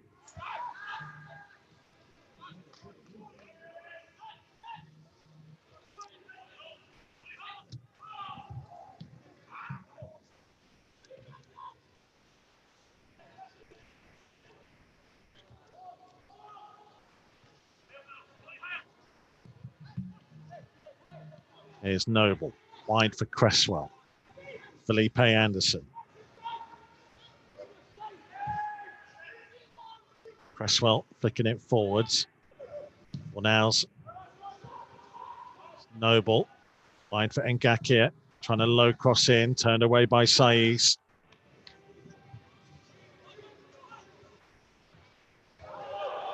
Here comes Jota. He's got Jimenez making a good run for him, and he's found him. Jota's continued on, and Jimenez overhits the ball outside of his right boot, trying to cross it early. That was so unlucky again. Say Jota winning the ball, pulling Jimenez away. Just overhit it, didn't he? Just tried to put it into the space in front of him, but Jota was still a little bit too far back for him to catch it. It's unfortunate. But good link-up play again by the two of them. Would you be thinking about change? Well, 9 minutes into the second half? Yeah, so look, usually he looks around about the 60-minute mark, doesn't he? When he brings people on, I think that, look, as I said at the beginning, you'll definitely see Traore coming on. Might be a tweak in the formation, depending on what's going on. Yeah, it's whether, isn't it? It's whether they think that they can get at West Ham. Well, he's a player who can break the lines, isn't he? So he's somebody who can cause people problems.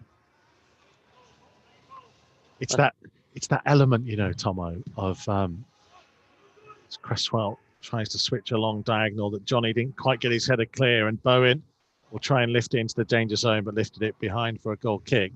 It's that element of like, do you stick or do you twist? Yeah. You can see him in discussion with Rui Pedro Silva down in his technical area. They're clearly thinking about it, because West Ham are quite attacking with the front four that they've got, really. And it is that element of, if you feel that you've got enough to hold them, do you now throw a little bit of caution to the wind? Look, he's somewhat different, isn't he? And he's going to definitely cause problems if he does come on. But again, because you're going to have to change the formation probably if he does come on, unless you're taking one of the front two off, but I doubt that he'll do that. He'll probably go with three up front, and that's going to be the problem. Do you change with the formation at the moment? It's looking pretty comfortable with the way things have gone. Neither team are causing either keeper that much problems. But that's what you've got to that's the gamble. So look, Nuno's made decisions. Jota now trying to counterlise onto the right-hand side for Wolves, 25 yards from goal. Just closed down. I wonder how much of this the element, Tomo, of match sharpness. It's the one thing you can't replicate in training or practice games. No, it isn't. Speed of thought. But everybody's in the same boat, isn't it? So everybody's starting at the same level.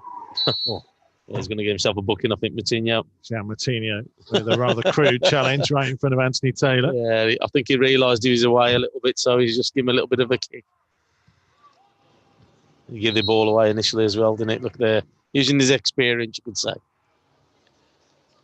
Lee says time for Adama, listening in Granada in the West Indies. Grenada.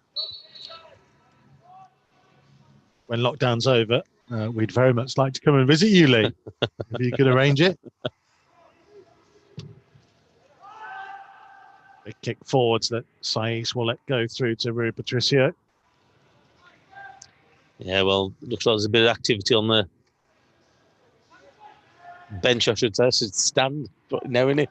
Where all the subs are. I think it's Traore. There's another one as well. It might be Neto. Yeah, it is Neto. You're a bit closer than I am. Yeah, I think it's better Neto. eyesight than I've got. At my age, mate. That's what you keep telling me. Yeah, Traore and Neto, isn't it? Yeah, just got the camera on there.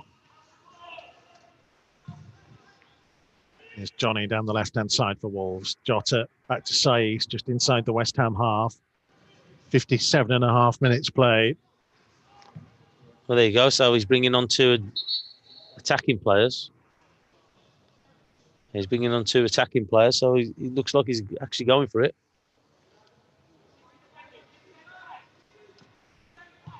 Neves low across the centre circle for Saiz. Back infield to Connor Cody. To the right-hand side to Bolly. Bolly infield to Neves.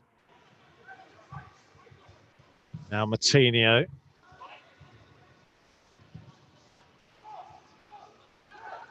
Moutinho thinking about where to try and play this pass. In the end, we'll go high out to Doherty. Flicked in field. Jimenez couldn't quite return it to Doherty. Felipe Anderson's ball intercepted by Dendoncker. Bolly down the line. Cresswell got there first head of Doherty. Well done, Jimenez. Jimenez closing down. Closed down again. Declan Rice.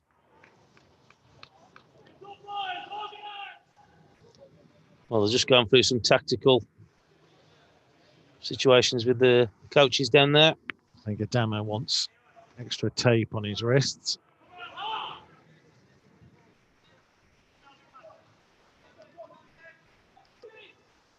Felipe Anderson trying to switch the play. Still deep inside the West Ham half, but Ngakia will bring it forwards up towards the halfway line. Crossing over into the Wolves half, now checking his run under pressure from Jota. Back in field to Mark Noble, just between the touchline and the centre circle.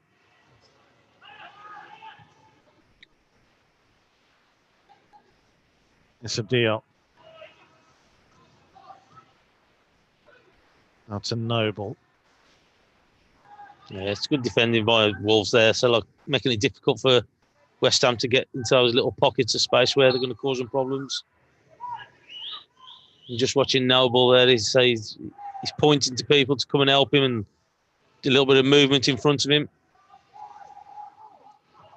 I think he's tripped himself up there, Bowen. Yeah, I don't think there was much contact from Jota on Jared Bowen. No, I think he's tripped himself up. Wolves have won it back, though. Here's Matinho trying to set Jota away. Oh, it's a lovely ball. Jota down the left-hand side, just outside the penalty area. Waits for support to arrive towards Jimenez. Oh, and he tried to bring it infield with his first touch, and there might just have been an interception on it. I think Anderson just got his toe to it because you could see what he was doing, Jimenez. He was trying to cut in, go and meet the ball, and I think just got a toe on it. Unfortunate.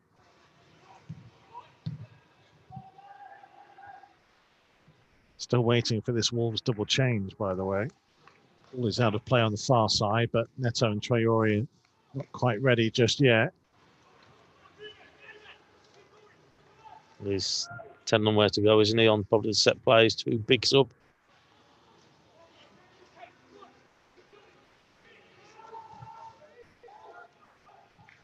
Oh, Romain Saiz was caught late there by Mikel Antonio as he played it back to Patricio. Yeah, he could get himself a booking here, Antonio.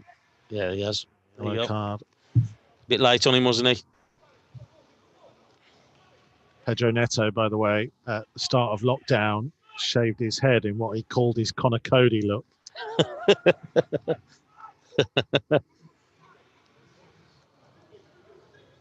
Yeah, just got his stud shown a little bit, isn't he?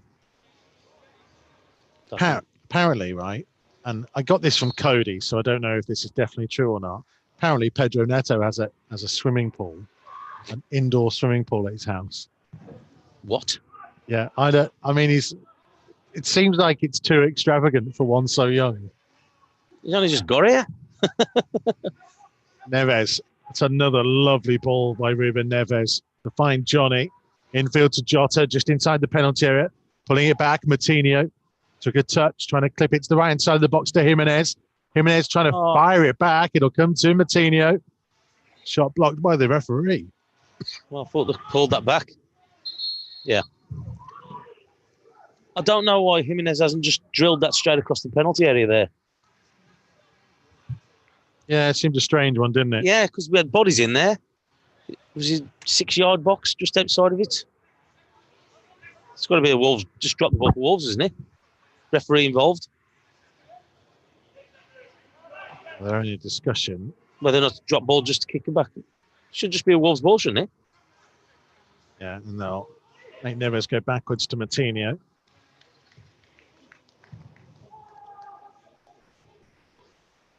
There's Neves inside the centre circle. Neto and Traore are poised and ready. So we're on 63 minutes, just about. Ball's out of play, so here they come. Jota yeah. is one going off.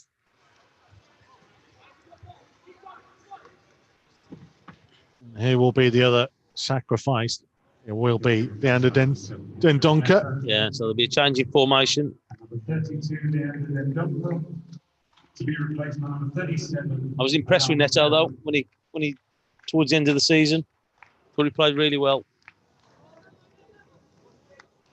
Yeah, he's just gone to the left side of midfield, isn't he, by the look of it. Yeah, so Neto will go left, Traore right. It's actually quite a vote of confidence in Neto ahead of Podence.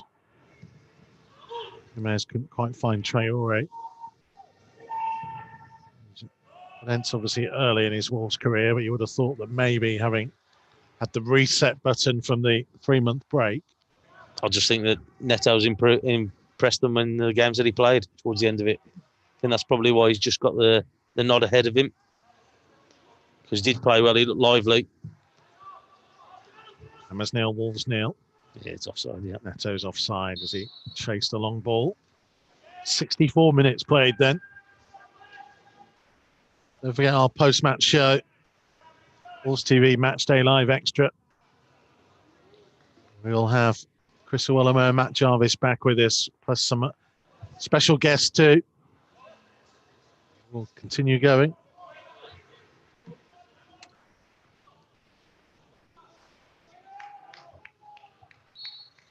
And a reminder, you can see Tomo as I see him in all his tanned glory. Only because you dare go outside in your garden in the lockdown, that's all. I mean, fair play to you for doing what most people do on Zoom and just wearing clothes on the top half of your body. Then pyjama bottoms always come in handy, mate. It was an adventurous choice in the press box not to wear anything on the bottom half, but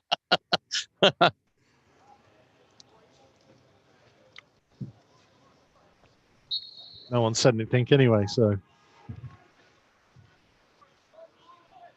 Not enough here to do that, is there? Thankfully, no one's close enough to notice. There you go. We're the only ones that matter, Michael, anyway. Saiz up towards the halfway line. Johnny. Wide to Jimenez, who's still been given license to roam.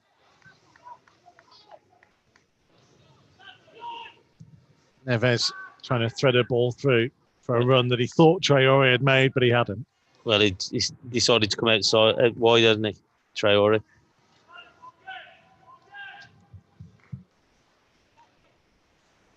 Shirt barely able to get over his arms.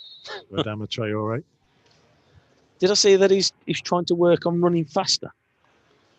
No, I don't think so. Substitution for West Ham. Manuel Lanzini is coming on, by the way, as the players stop for their drinks break. He's replaced by number 10, Manuel Lanzini. And Felipe Anderson is the man who's gone off.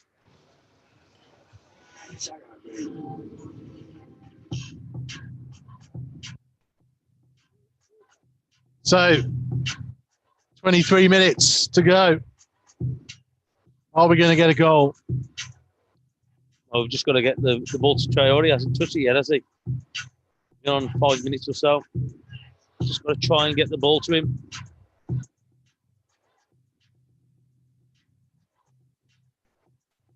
That's the thing, isn't it? Now that you've got Neto and Traore on, are we going to see Wolves up the tempo? I think that might be Podence, who's warming up very energetically down in the far corner. I think Neto's a good inclusion as well. So like putting him on that left-hand side, we know that he's got pace, he's got good left foot. So again, they say if we can get those two into the game, so they're going to cause West Ham problems. What have you made of it as an experience so far? It's strange coming to the game without no fans, without a doubt. It is strange. But I think that the match itself hasn't been too bad. So look, I know it's going to need goals.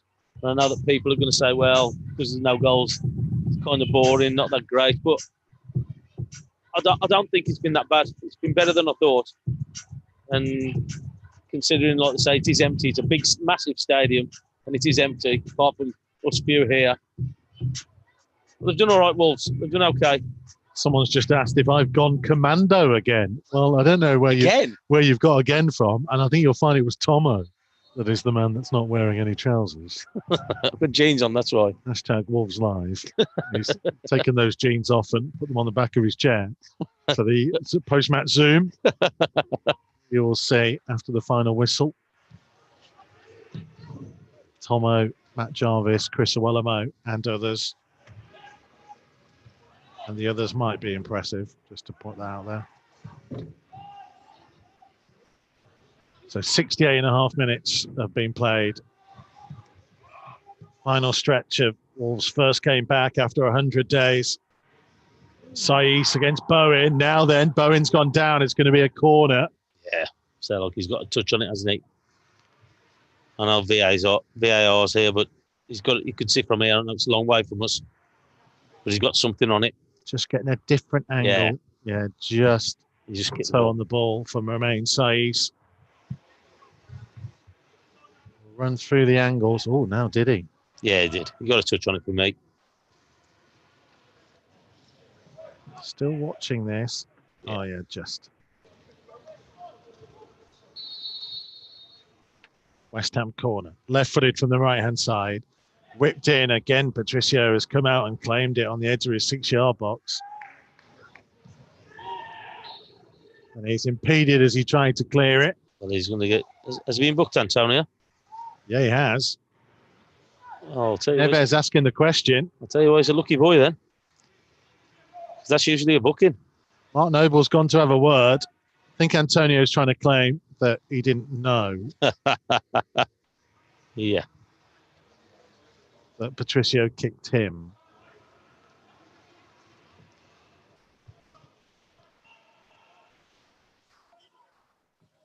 I don't think he really was much contact with him, to be honest. No, don't need to be. Just putting him off, isn't it? Now then, here come Wolves swarming down the left-hand side. Opportunity to get in the box for Neto. Balls it back to Jimenez. Jimenez onto his left foot, tries a Rabona cross, and Cresswell headed it back to his goalkeeper before it could reach Traore.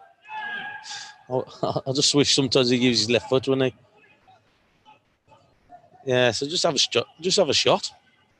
His left foot. Tomo's getting distracted by our producer Yanni, who's remonstrating. I was going to say the last bit of action. Good arm signals, I'll tell you. You don't have to support Wolves to work for the club, but it helps. Although in certain situations, it's not advantageous. 0-0, 19 minutes to play.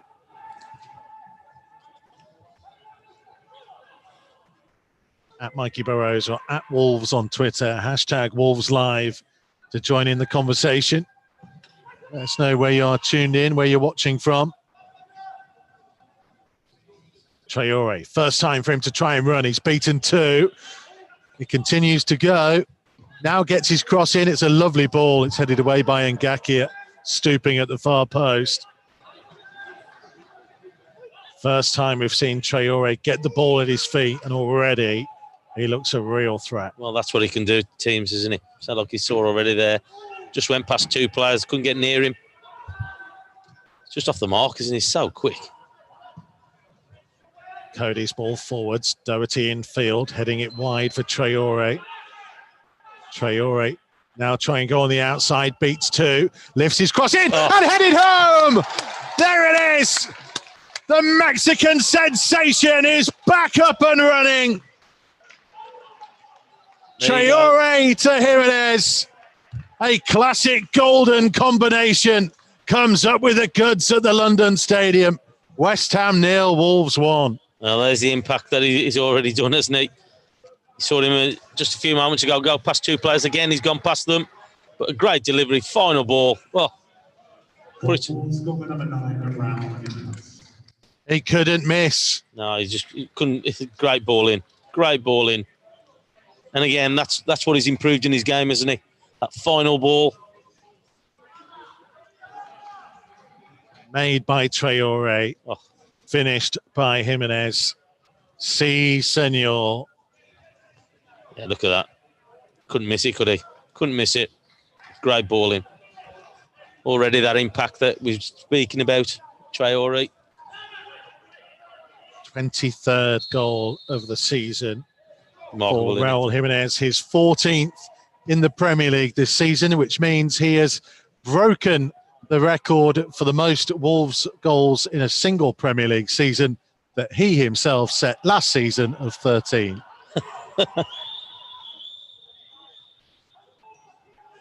He is a remarkable player. Well, you've got to be in the right place at the right time, haven't you? And again, it was all about the delivery for me. And that's where you want him. You want him in the between the posts, as I said earlier. And that's what he can do to teams if he is there. He can score.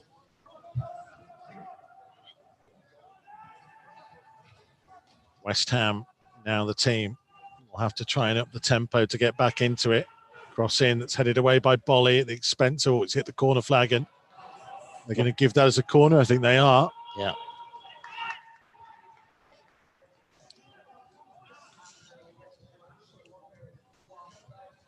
West Ham 0, Wolves 1 at the London Stadium. Well, you want to keep things tight now. You don't want to give anything away so early on after taking the lead. Corner, left-footed from the right-hand side, hanging high to the far post, header goalwards, but comfortably wide. Yeah, it's another corner. I think Patricio got his hand to it.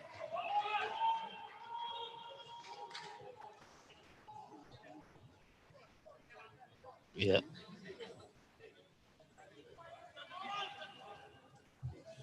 Another corner, this time right-footed from the left-hand side. Wolves have everybody back defending. Ruben Vinagre is stripped and ready to come on in a minute. In goes delivery to the near post. It's Jimenez who heads the ball away. Ball back down by Lanzini, who gets it again from Cresswell, left-hand side of the box. Jimenez is with him. Lanzini's ball in to the far post. Johnny trying to get it clear, and just a swinging boot from Saiss, I think. Johnny has stopped it going for a corner at the expense of a throw. It wasn't the most graceful defending there by him, but they got something on it, got it away. It's a good ball from West Ham. Pressure is going to start to come now. Yeah, well, they've got to go out there and get something out of the West Ham. They're preparing a double change whilst Vinagre stretches ready. Neves with the header clear. And Gakia forwards. Away by Matinho. Out to the right-hand side. Mikel Antonio. Closed down by Matinho. And now Neto turning and sprinting forwards. And he's got Jimenez to his left and Traore making a run through the middle. And he goes wide left to Raul Jimenez. Jimenez putting it back to Traore. Now Matinho. Out to Bolly on the right-hand side. Wolves in control at the moment, in the ascendancy, in the position they want to be in. It is about keeping it going. Yeah, well, they're looking confident now, aren't they? Now they've got the lead. They get knocked the stuffing out of West Ham a little bit.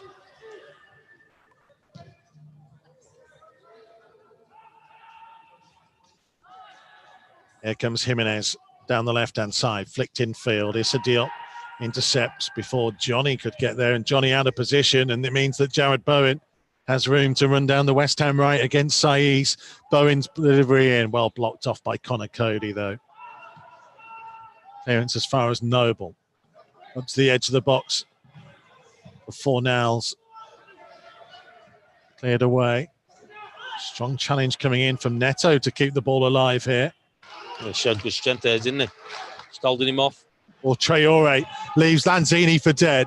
He's got Neto to his right, still driving on Traore into the penalty area, forced a little bit wide than he wanted to be. Challenge going in.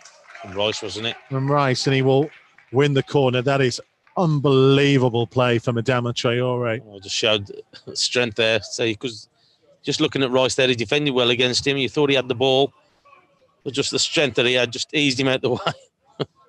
Just watching the replay again, just brushed him aside. Coutinho coming to take the corner. Both sides waiting to make their changes.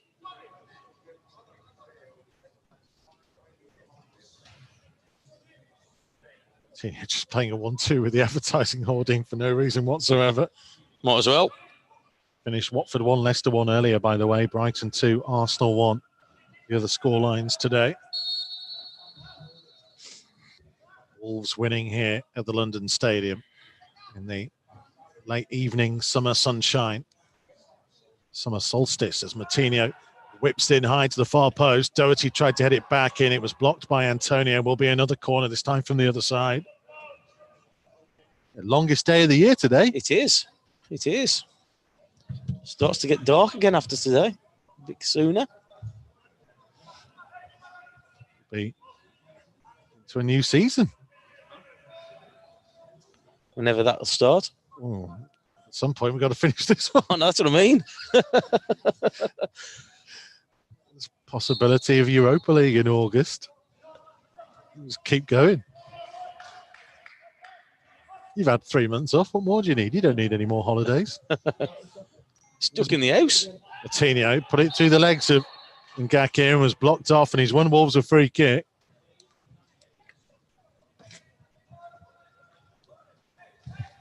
How was life in Solihull anyway? It was all right, yeah. I've been lonely, Tomo, I'm not going to lie. Been going for a walk pretty often, but obviously living on my own. Don't see many people. It's a good job you had that cushion then, wasn't it? Yeah. To smile at. Finished Albion 0, Blues 0, by the way, in the Championship today. Lots of games on there. Might run you through them at some point. High scoring game far from here at the Den. Millwall 2, Derby 3. João Martinho getting set for this free kick. Saiss and Bolly and Doherty are all in there. Jimenez, Johnny too. Martinho went over the top of Bolly, headed away by Souček. Traore, who else is first to the loose ball? Back to Neves. Sets himself for a crossfield pass out to the left-hand side, brought down neatly by Neto. Will just run out of room behind the byline.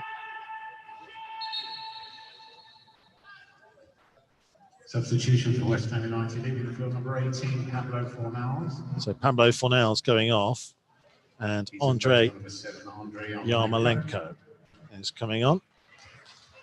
Well, he's going to go up top, isn't he? So, replacement number 24, Ryan Fredericks. So Ryan Fredericks coming on for Jeremy and Ngaki in a like-for-like change at right back. Yeah, so they've gone a little bit more of an attacking option, haven't they, with Fredericks? More of an attacking fullback.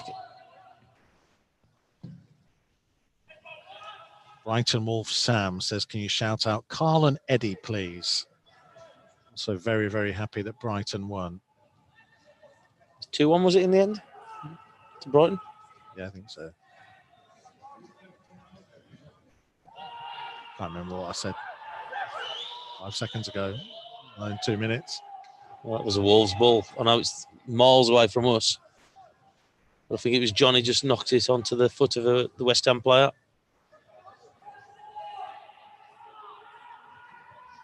Yarmolenko back to Fredericks trying to get the ball in. Neves with the header clear.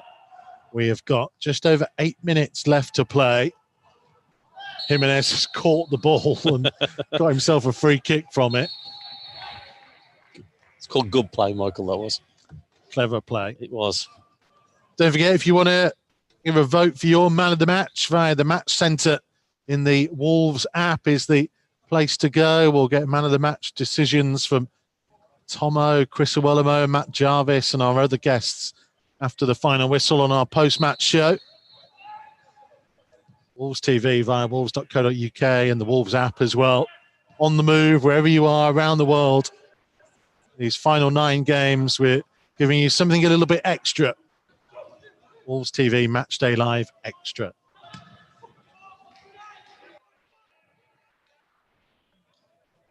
On Wednesday, hopefully we'll have extra because we'll be in our own stadium and therefore up and running earlier. We can sort Tomo out, get his connection going. Here's Mikel Antonio on the run, curling one. Just hits the stanchion, holding up the net behind the goal. Just opened up for him, didn't it? So just ricocheted to him. Fell nice for him. Fortunately, they just couldn't get it on target. Shook it strong enough, though, didn't he? Power on it. 7 minutes remaining. Big hello to Eddie, who missed his name a minute ago. He's 6 years old. Hello to you, Eddie. Thank you for being with us. Blake says, "Si, senor." Give the ball to Raul and he will score.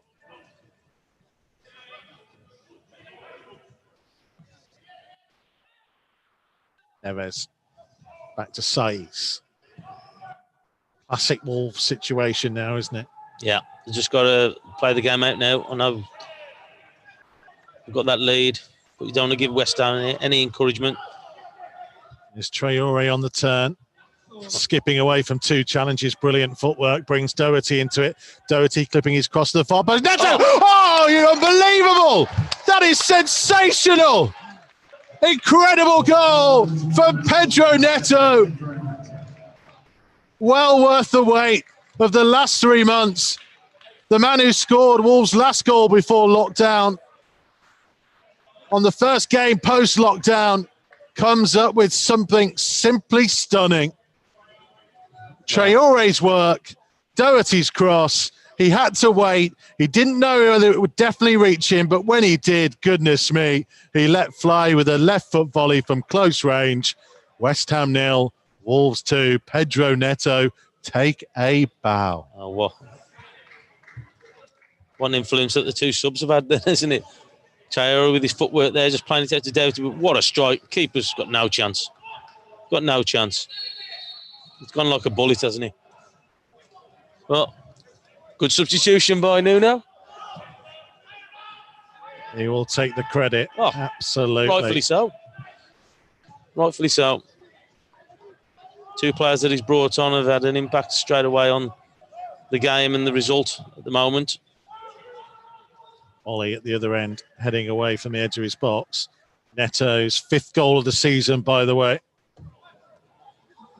He is really settling into life in the Black Country. Well, I said that he finished off just before lockdown, playing really well. And again, that's a great finish. And he's already had a couple of runs with the ball.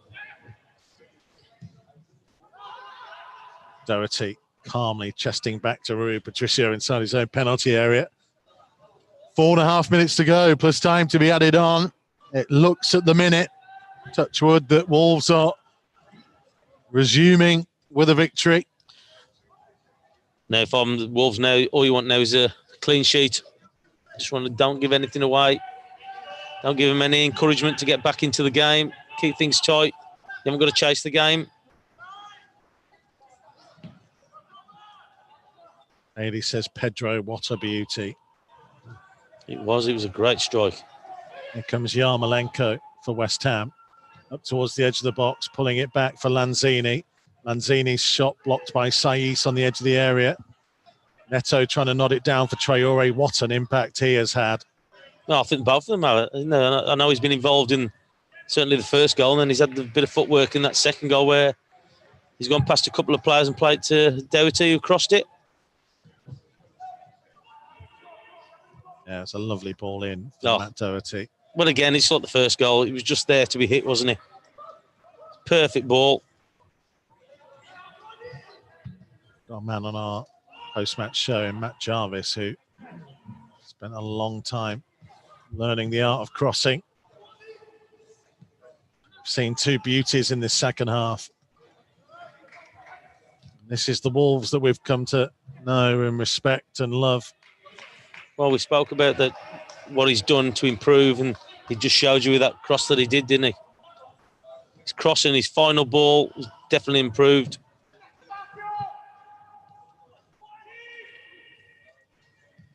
Coutinho backwards for Saiz. 2.5 minutes to play. Here comes Neto driving on again for Wolves. They're not done just yet. Vinagre went and sat back down, I think. Come on in the end. Johnny continues on that far side, whether Nuno thinks about some more changes now as Bolly slides in and clears it over halfway. Fredericks racing forwards down the West Ham right. Up against Johnny.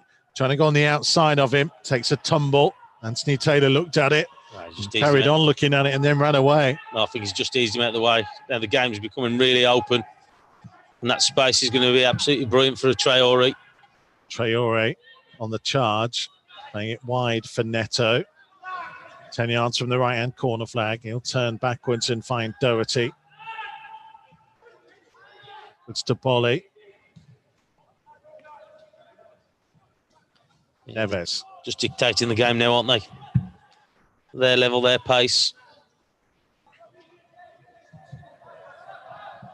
Here is Cody for Bolly. Vinagre is back out there now, ready to come on as Bolly plays it down the line for Traore to chase. Cross came Declan Rice. Wolves throw. Over a minute remaining. Number 19, Johnny is the man replaced.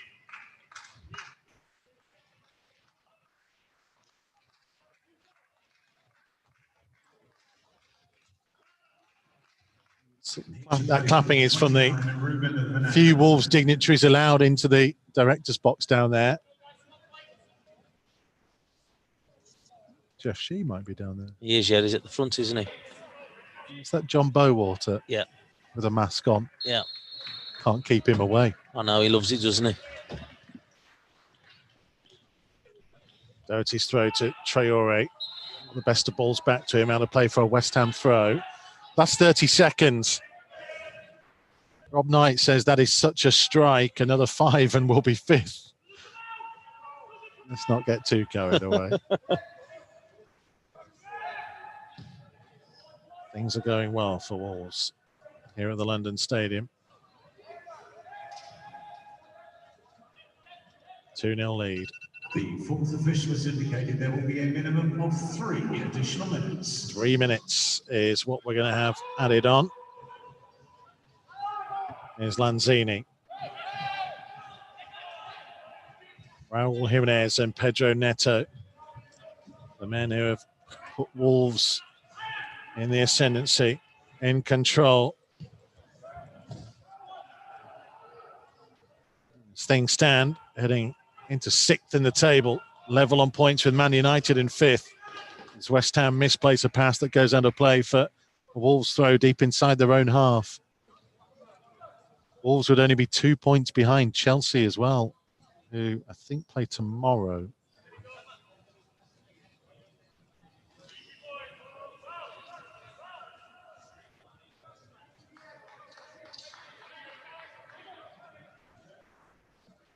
Chelsea are at Villa tomorrow. Sheffield United are at Newcastle. Morgan Gibbs-White coming on for Raul Jimenez for the final few moments. Everton-Liverpool tomorrow night. Man City-Burnley on Monday night. It's nice to have football back in it.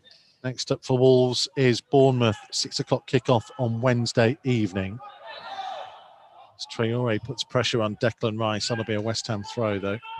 He's just kicked the bottom of his boot, I think, Rice. So we will aim to be on air with our pre-match show on Wednesday. Maybe by 5? as they both look at each other and just smile. I mean, I said aim. You've got to have aimers and goals, haven't you? That's what it is. It's a good job me and Yanni are friends. I noticed he stayed away from you earlier on, though. Yeah, we didn't really talk to each other. That's why we've been friends long enough to know not to get in each other's way when it's a stressful moment. When you were talking to the tech guys, he was staying well away, wasn't he? I know, he's used to it, even further away. Here's Vinagre. There's no press room or press food or anything that we would normally have at matches. It's literally arrive, park, get in the stadium. And deliver. And Wolves have done that so far. Yeah. And they are 30 seconds away. Don't forget, give us your man of the match in the match centre by the Wolves app. We will have special guests joining us after the final whistle.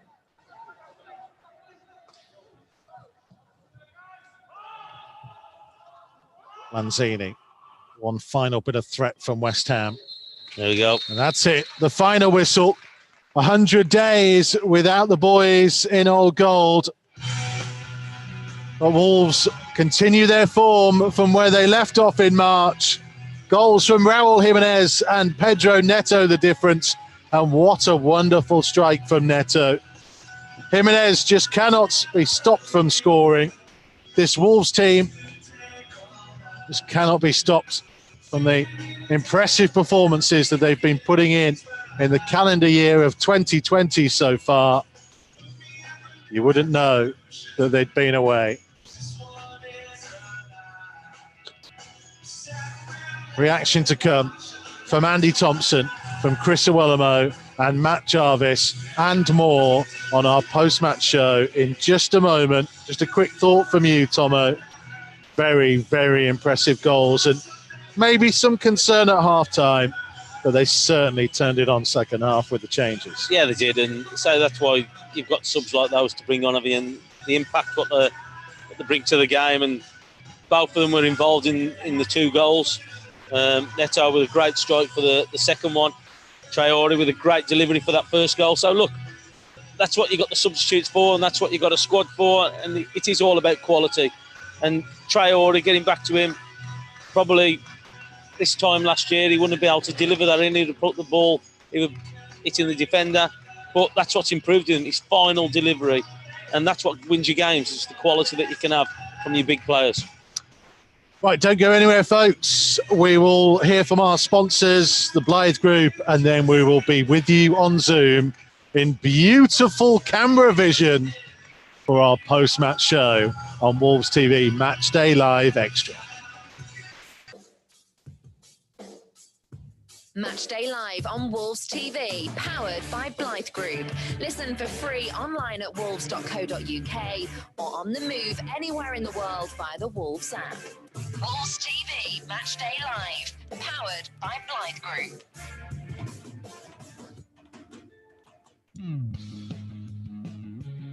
This season, the Old Gold Club and Wolves TV Matchday Live are powered by Blythe Group, an industry-leading construction company and family-run business since 1982, driving investment and infrastructure across the UK. Blythe Group's mission is to provide an unrivaled service based on innovative, bespoke building solutions and comprehensive customer support. If you're a skilled tradesperson and you want to join the team that powers our team, contact their bases in Wolverhampton, Manchester or Maidenhead via theblythegroup.co.uk. Blythe Group, big enough to deliver, small enough to care.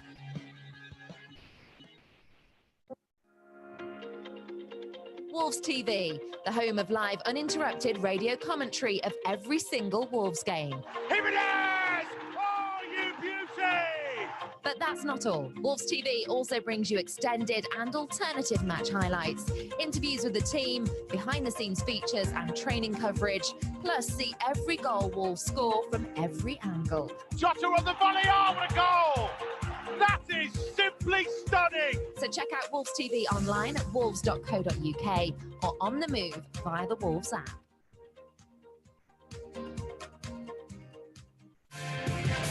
Wolves TV Matchday Live, powered by Blythe Group.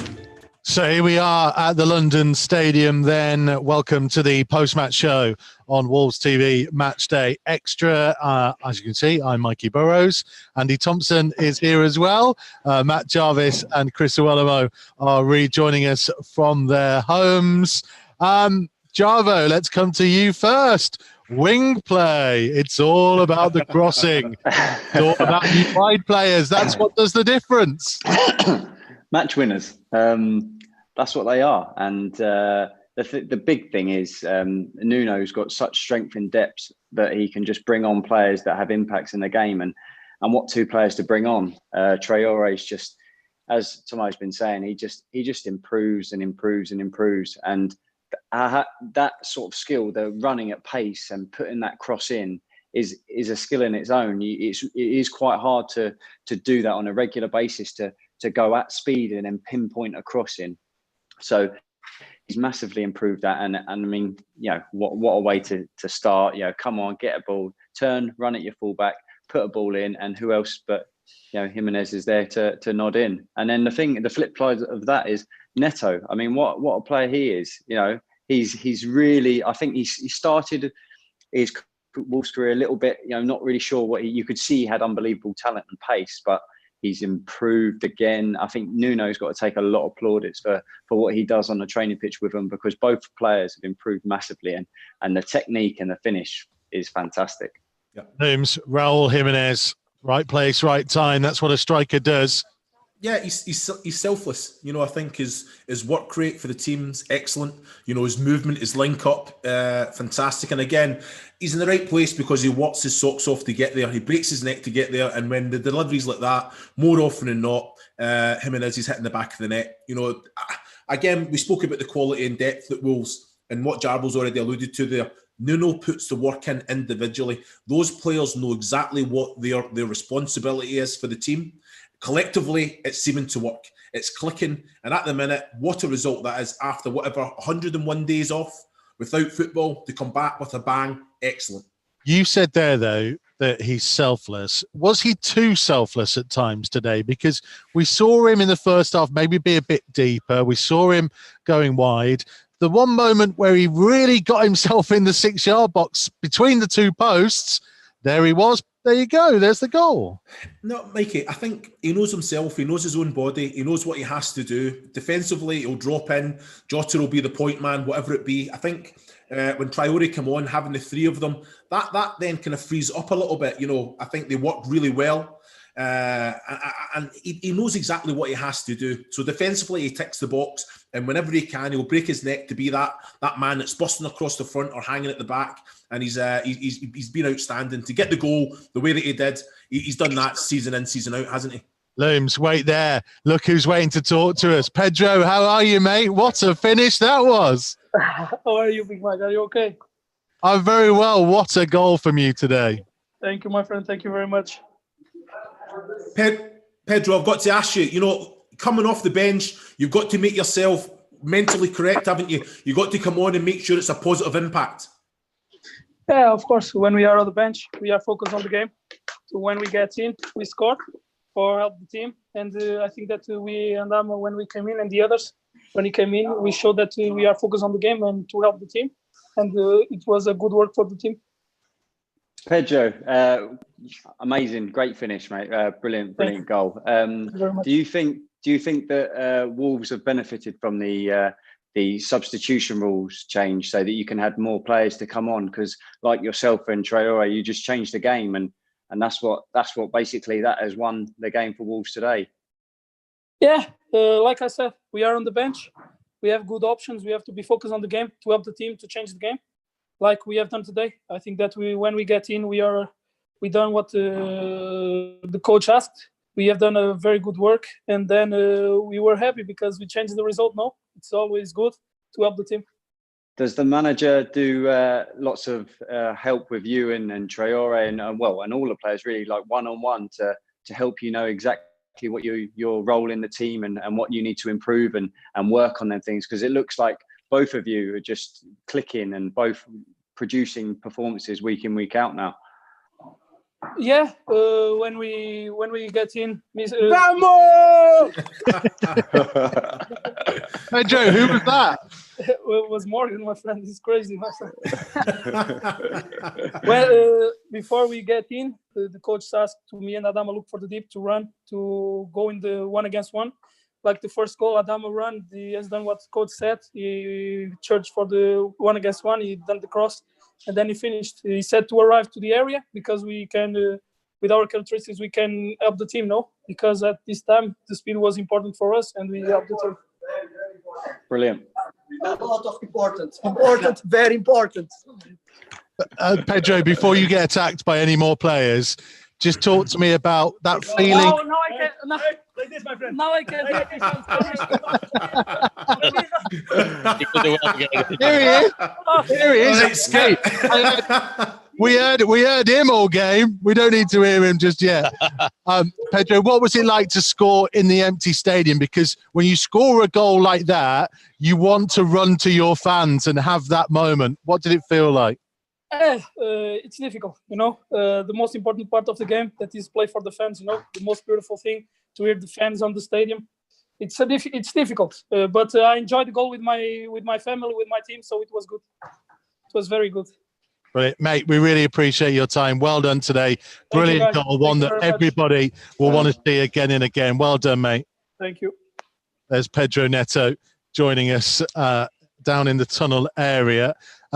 Tomo, he was brilliant today, Pedro Neto, when he came on. He and Traore made such a difference. Well, I said that to you before, Selok, about the improvement that he's actually done since he's come. I think that he come here initially, I think, was for the under-23s to play most of the games for that. But because of his improvement and his attitude, he's been put into the first team. And again, you've seen the way that he plays, the pace that he's got, the quality that he's got. And he's just finished off with his goal. So, look, without doubt, you say, again, for a young lad, he's improved so much in the short space of time. The quality of the finish, boys, right? I'm not going to ask Looms this because he's going to claim that he did. But have you two ever made a finish that sweet in that kind of moment? Because it's the split second, isn't it, of when it comes over the head of the defender where you don't quite know if it's going to get there or not. Yeah, I think it's just natural for him. It felt perfect. It was on his left foot. He hit it cleanly. I've scored many like that in training. Yeah, no problem. Prolific, is it? Yeah, exactly, prolific. But no, that is a really, really good piece of skill. I think it's just natural for him. You see, it's all technique. It's something that he does every single day, and it always doesn't it, Looms? It always looks better on a left foot. No, I think you're right. You could see from the quality of the ball, he knew exactly it was going to come right onto the left. To strike it the way that he did, unbelievable. And yes, I have, Mickey. I've scored a couple in my time, not only in training as well. You know me too well, big man. Listen though, right? Because genuinely, I can't believe he asked me either. He only ever scored from penalty from 12 yards out from the penalty spot. Genuinely though, right? Because here's the thing though, isn't it? It's not just the technique to kind of get your foot around it. It's to keep it down. Because we saw in the first half, didn't we, when Fornals ran through, that you get that wrong, that can go flying off all over the place. Yeah, you find at times when it's coming in like that, you want to kind of hit it into the ground and on target. That makes it difficult for the keeper. But just with the power on that shot, and it was rising as well, probably a little bit further out than maybe the target's not getting hit. But he knew exactly what he wanted to do with it, and I think that was perfect. I think exactly how he's seen it in his mind. He put it in the back of the net with quality. He knew exactly what he was doing, Mikey. From the minute he knew and judged exactly where the ball was coming, you can see him working his feet as well. Great feet work, going from full pelt as Jarvo will know to then slowing down, working your feet, and then with the left foot, excellent finish, excellent. It's all about quality of delivery, though, isn't it? As well. Of course. Yeah, exactly. And it's the same for Docs as well. His quality's always been there, but that was just sort of fed in. It wasn't whipped in. It wasn't hitting with any power. It just sort of clipped into the perfect area. And as Pedro was saying, like he work on them things. The manager said to him, right, you need to be in these positions. And as a wide player, when the ball's on the right-hand side and it's coming in, you have to be that second striker. You have to get into the far post. And he got himself in the perfect position. And obviously the strike speaks for itself. Well, Looms as well. If you know that the ball's going to be put into a certain area, you know where to go, and you know as Jimenez did there with the goal as well. Exactly. If it's, how many times did we work on that, Looms? Oh, exactly, Jarvo. I think that if the wide man and you have that relationship, that the ball's consistently going to be coming into that area. Yourself, Tommy, like from full back areas as well. If that quality's coming in, then you're if you're the wide man, the opposite wide man, you're breaking your neck to get in there because it's coming. If you're the striker, if you've got that relationship with the wide man, you know what he prefers. If you can get across the front or hang up at the back. Jarvo, like you said, when he always went onto his left, that he was going to hang up at the back. And then sometimes, if he had the time, he always got his head up. He always knew what players were breaking their neck to get in the box. And more often than not, from Jarvo, he put it right on the money. So again, as a striker, as a target man. If the quality's coming in, then it's you're breaking your neck to make them out. Here he is, captain, skipper. Hello, fellas. How are we? He's not quite Pedro Neto as it came up on the screen. Pedro Neto told me the other week. He told me the other week that he wanted to be like a young Connor Cody. I'm sure Connor would have scored a goal like that anyway, wouldn't he? You're joking, are you? I've not got that technique, mate. Connor, I have to ask you. You know, I think it's important that we don't dream, but that we have a very good dressing room, don't we? But we can't. Surely the players, the staff must be talking about we can claim a Champions League spot. Honestly, mate.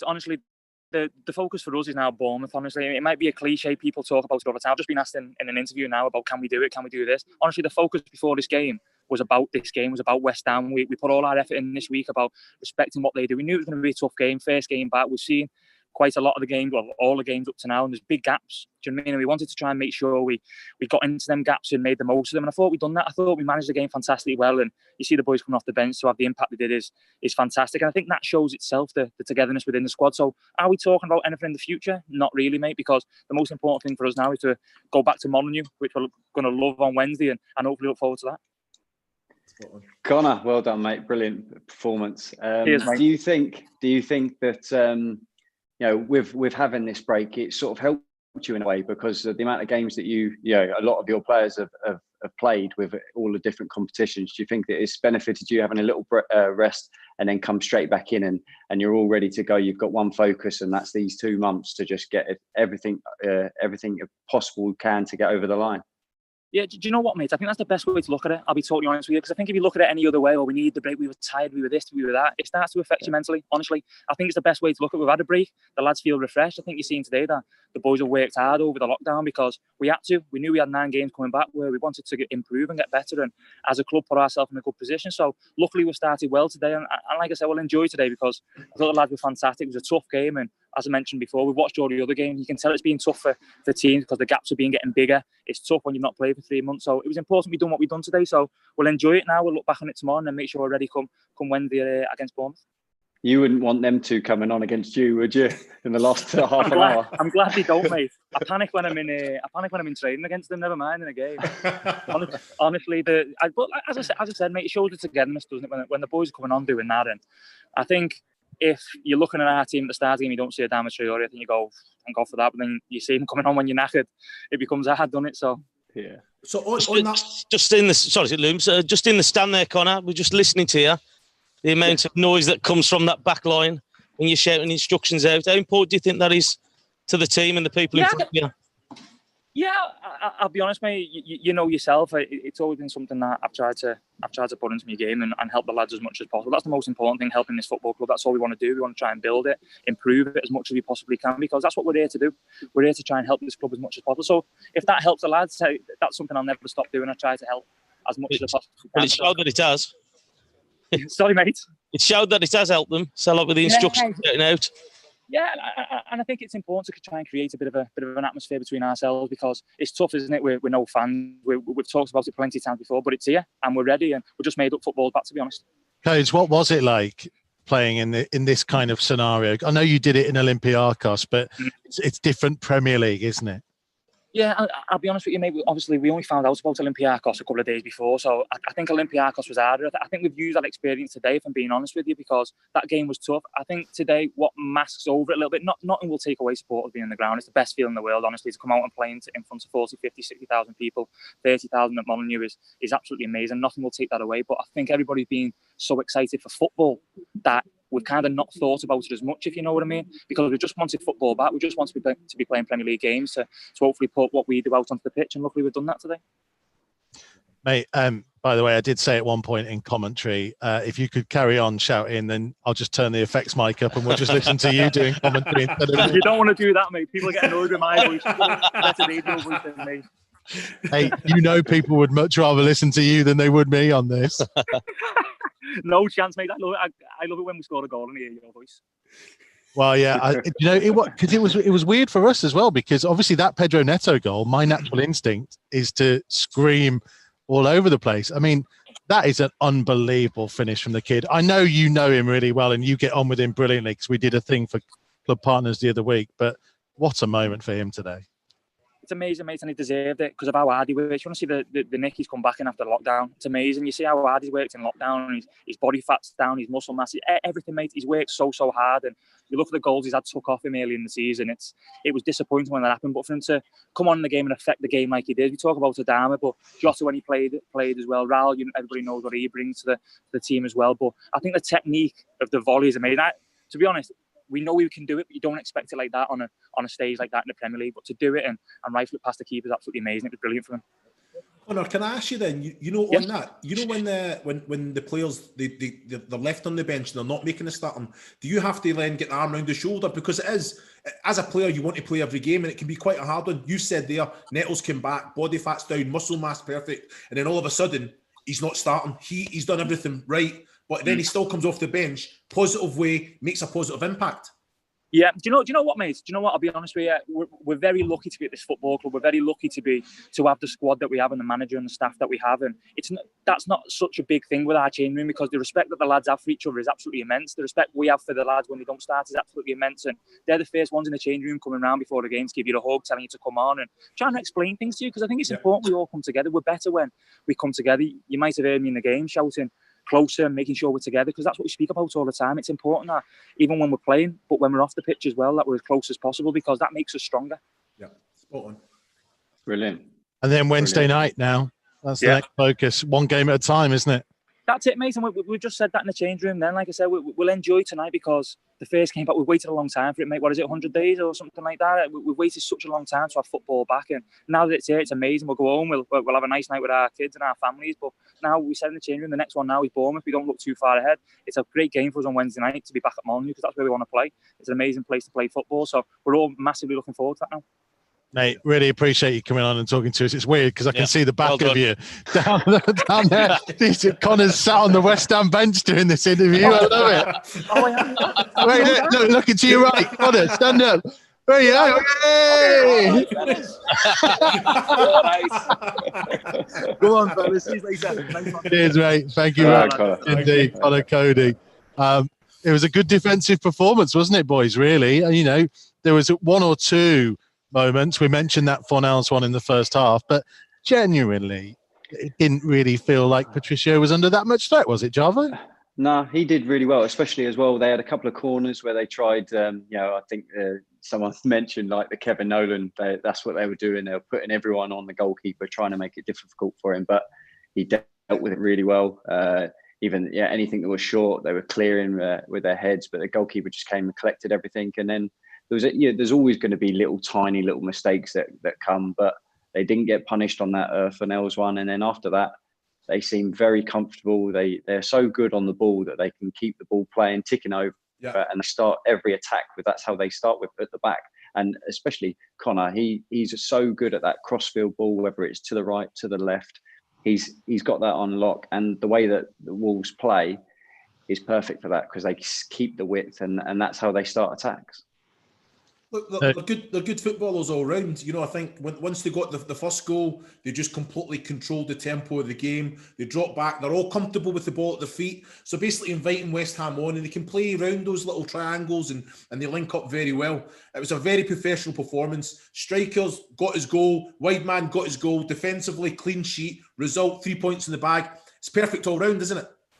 Yeah, it is. So when we were watching the game here, just the positioning, the instructions, as was mentioned there about Connor Cody, giving out to the defenders. But it's not just that. I think the organisation, as soon as they lose the ball, is the Bolly and Saiz, who was alongside him, played really well.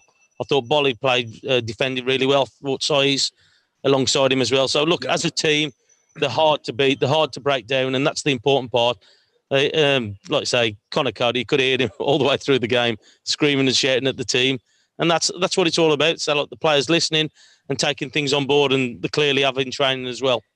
I think On what Connor was saying there as well about the full squad of players. You know, when you're not named on the starting, you come into the dressing room, you're talking, giving information because you want the best for the team, and that's one of the hardest things to do, Jarvo, Tomo, isn't it? When you've been left out and you don't feel part of it. But what Nuno's created, what that group of players have created, is that they all want the best. They all want to win. If they can add to that, brilliant. If they can't, they still want the team to do well. We had that exact same feel. Exactly, Jarvo. When exactly. we were, that's exactly it. And we were successful, and that is all because we were exactly the same. Everyone wanted the same thing, whether you were starting, whether you're coming on the bench, and they've got that. And as I was going to say, with the team, Wolves are most dangerous when they're 1-0 up because they can sit back, they soak up the ball, they pass the ball around, and then if anyone then tries to come out and press them, they've got pace, and that's it. They explode out, and then they get in behind everyone, and then they're so dangerous. And as you've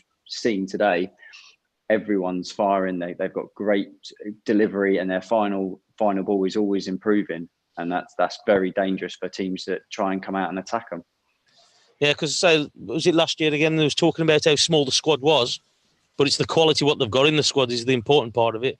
So you're looking at what they've brought off the bench there, and all of a sudden the impact on the game. So it's just how they are. So look, the small squad, but it's the quality that he's got within that squad. And look, he's worked miracles with some of the players, the way that they've improved, and when he's come to the club, who would have thought Connor Cody would have been one of the best players playing at sweeper at the back? You wouldn't have thought it. So he's moving back into that back line. That's got to come from the manager for me. So I think that the quality of the coaching and the way that he comes across to the players is definitely working. Boys, just one quick thing. Listen, I'm going to play devil's advocate just slightly because obviously we're getting carried away in the fact that we're describing it as a perfect performance. They did really well. They've beaten this West Ham team now 4 games in a row since the return to the Premier League. It's 8-0 on aggregate across those 4 games. Sometimes, do you just we are their bogey team? Do you know what I mean? Is that a possible description of it? Should we just kind of say, listen, they were good, but clearly they've got West Ham's number across the last 2 years? No, I don't. You can't look at it like that. No, but every single game is different. It doesn't matter what you've done in the past. Every single game is different. It means so much to both teams there. West Ham are struggling. They need the points as much as anyone. And Wolves have come out and put in a great performance, and they know how to win games. And they know how to win games against West Ham. West Ham have not scored. Yeah, but Mike, it could have been a very different game if Mills had put that one in the back of the net. I still believe that Wolves have got the quality in them to ask the questions and get themselves back into the match. But goals change games. A little bit lucky there, but they were clinical second half, which, to be fair, has been a thing for Wolves. Second half, they've been able to run harder, run longer. With the quality they've got, they've been able to score those late goals. As I say, I know you're the stat man. So I'm sure you know all about that, but the goals come second half for Wolves, and that's not just luck. That's down to the fitness levels, the quality that they've got, and keep just not knocking at the door. If they keep knocking, keep doing the right things, then they're going to create the chances that they have. I will bring up the stats for you actually because you've been dying to do it all afternoon anyway.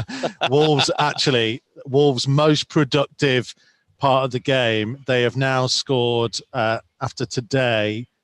They've now scored 13 goals in the last 14 minutes of matches. That is more than any other time. They've now scored 31 goals in the second half compared to just 12 in the first half. That's the thing. Whether it's a fitness thing, Jarvo, I don't know. Is it? I don't think it's not a fitness thing. I just think that the Wolves, especially the way that they play, they're very compact. They sit behind the ball and they try and pounce and they try and counter-attack. Whereas at the moment, they've got players that will come off the bench and change games. And that's what they stay in games all the time. And then when it comes to everyone starts to tie, everyone tries to right, it's 0-0, we need to make something, we need to change something. Wolves have always been able to pull someone off the bench and then explode into life and change the game. Right, it is a community here on Wolves TV Matchday Live Extra. We want to get in some fan involvement as well. So we're going to say hello to Jordan Russell from the Wolves Fancast, who will be joining us in just a moment. He's got Pedro we've had Pedro Neto on and Connor Cody on, so there's no pressure on Jordan to follow us. It's just a moment. He's just hung up. We're trying to get his audio connected in just a minute. But if you want to get involved with us, by all means, get in touch on social media. Jordan, we were just saying you're following Pedro Neto and Connor Cody in joining us on this, mate. So no pressure. If you want to ask any of the boys a question, feel free. Yeah, I think I've got, obviously tonight, a great result and everything. Just got a quick question for Chris. How do you feel that you would have fared in this current team with, crosses being put on a plate for you like that? I reckon you'd have scored at least 20 goals in this team, mate. Well, that's it, isn't it? I think with the quality coming in, it's just consistently, and it's great quality, the finishing, the service. So no, I said during the commentary that I wish I was in the box. I think Johnny hung one up as well early in the first half. And it's just, that's perfect for a striker like me. I think, and me in this current squad, I'd be having to get my head around the fact of making an impact, coming off the bench or just sitting, giving the team with the quality that they've got. But no, it's good times, and it's all about small steps and progressing. And I just think Nuno's got the right ingredients at the minute. And at this minute in time, the players, they're all coming together collectively, producing the right performances and getting the results we deserve. Jordan, what was it like watching from home? Very strange, actually. I'm actually round one of my friends' houses. There's a couple of Albion fans and a couple of Wolves fans, and so we watched the Dross earlier, and then we just watched us win. So that makes it even. Good result for them. That was a good result for them, wasn't it? Yeah, it's clean sheet, wasn't it? I mean, it's one of those, isn't it, where I guess wherever anyone is, they are desperate to see this team continue to do well, and to see them go out and play like that gives everyone a boost, doesn't it? Yeah, absolutely. And I think that, it's obviously strange times for everyone, and the fact that football's back right now, it's great that it makes it even sweeter, I guess, that we've actually come out today and actually won the game. I think if we'd have lost today, I think we might have been a bit, given a different response to that. But the fact that we've come out and got 3 points, I think it puts us in a real good position now to push for, dare I say it, the top four. Oh, don't get too carried away just yet. Jordan, do you think Wednesday night, Bournemouth coming to town, do you think having no fans here takes a little bit away from the... Because it's an electric atmosphere at the Molineux, isn't it? Yeah, and by all means, I think that, Molineux can make a big impact when it comes to home performances, most definitely. But if we play like we have tonight, and again, I feel like we were very... I think it was a very efficient performance. I think that... Again, if we're very efficient against Bournemouth and then take that into the Villa game, realistically, we've got a cracking run, and really we should be putting it together on paper, a real, you'd hope anyway, touch wood, a real sequence of positive results. So as long as we, turn up like we have today, I don't see any reason why we can't at least get something out of the game against Bournemouth and then take that into the Villa on the weekend as well. Jordan, just before we let you go, mate, just turn your camera around. I want to see how many empty beer cans and bottles there are in that car. There you go. Is that a good afternoon? Get the boys to give us a wave. Come on. lads, you're on a camera. They want to wave. There you go. Thanks, Jordan, mate. Good to speak to you. Cheers. That's Jordan Russell from the Wolves Fancast. If you want to join us on our post-match show for any of the remaining 8 games that we've got, get in contact at Wolves on social media using the hashtag Wolves Live. Just before we kind of wrap up and before Tomo and I get booted out of this stadium, final thought, boys, we had a lot of debate about it beforehand, the 3-5-2 or the 3-4-3. Okay, I'll go first. For me, I think the 3 strikers on is always going to make you more of a threat going forward, and they're always going to score goals. It's picking the right game and the right time to do it. I think Nuno has to take all the plaudits because the way he set his team up, the way that the team was performing, and then just go, right, that's enough. We're changing it. He's brought on the players that he's done and completely changed the game, and it's won them the game. And I think he's done that so many times this season. They've changed shape quite a few times in games, and he's got the personnel to just tweak a little bit of the system and everyone knows exactly what they're doing, and that's how they've been so dominant this year. I have to second that. You know, I think if you look at the personnel that he's got, I always say that a formation should change probably 3-4 times during any match anyway, depending if you're under the cosh, you come compact, one of the strikers will drop in and do that more defensive responsibility. All the players know exactly what Nuno's demands are, what he expects for them in every situation, and that's down to the way that he coaches them individually and collectively. I just feel with the personnel that he's got the answer to everything. Now, I remember Wolves, we used to struggle when teams used to come up and park the bus. I don't think we struggle now because we've got players that are comfortable at driving at players and committing them, pulling them out of positions, which creates space for others. I just feel that we've got the perfect balance, and it's now about going and progressing, climbing that table and challenging. And I just feel we're in the right direction, and long may it continue. And we're going to, if we can, qualify for the Champions League. I don't think it's going to be an impossible task. I'm just saying everything's right, Mikey. Everything's right. The players have come back. They've been rested. They were on form before the pause in the season. They've now come back, as we've seen for that performance there, especially by the way that Wolves play. It's a very technical game. It's all with the ball. They can run when they want to, but they make the ball do all the work. And as you've heard a lot of pundits talking about through this, probably the last 6 weeks, a lot of teams will try and replicate how Wolves play because it is the perfect, you won't be able to run in high intensity for the full match, but it's about controlling it. And I talk about it all the time, game management. You manage the game, and I think Wolves do it very well. Without the ball, they're compact, they're hard to break down. With the ball, they can run with it. They've got individuals that can drive and take players on. They can play expansive. I just think they've got the answers. When they get into the final third, they've got bodies breaking their net to get in the box. They've got the players that can execute and pick a player out right on the money. And then they've got players that can finish wonderful strikes. I remember, what was it? Was it Jimenez that's fired one to Neves? I don't know if it was intentional, about 22 yards out. I'm expecting him to hit the target or even score from there. I'm actually disappointed, thinking, come on, what? He's 25 yards out from a. This is the standards, and Tomo's already alluded to it. They have set the bar, and they keep on reaching that bar and going past it. So It's happy times. Tomo, you've got about 30 seconds that Lou left you to give us your final thought. Yeah, look, a year ago, I think that they struggled against the lower teams below them. I think now he's realised that he's got to change the things that he's got to do throughout games, and he's brought the players in that can do that.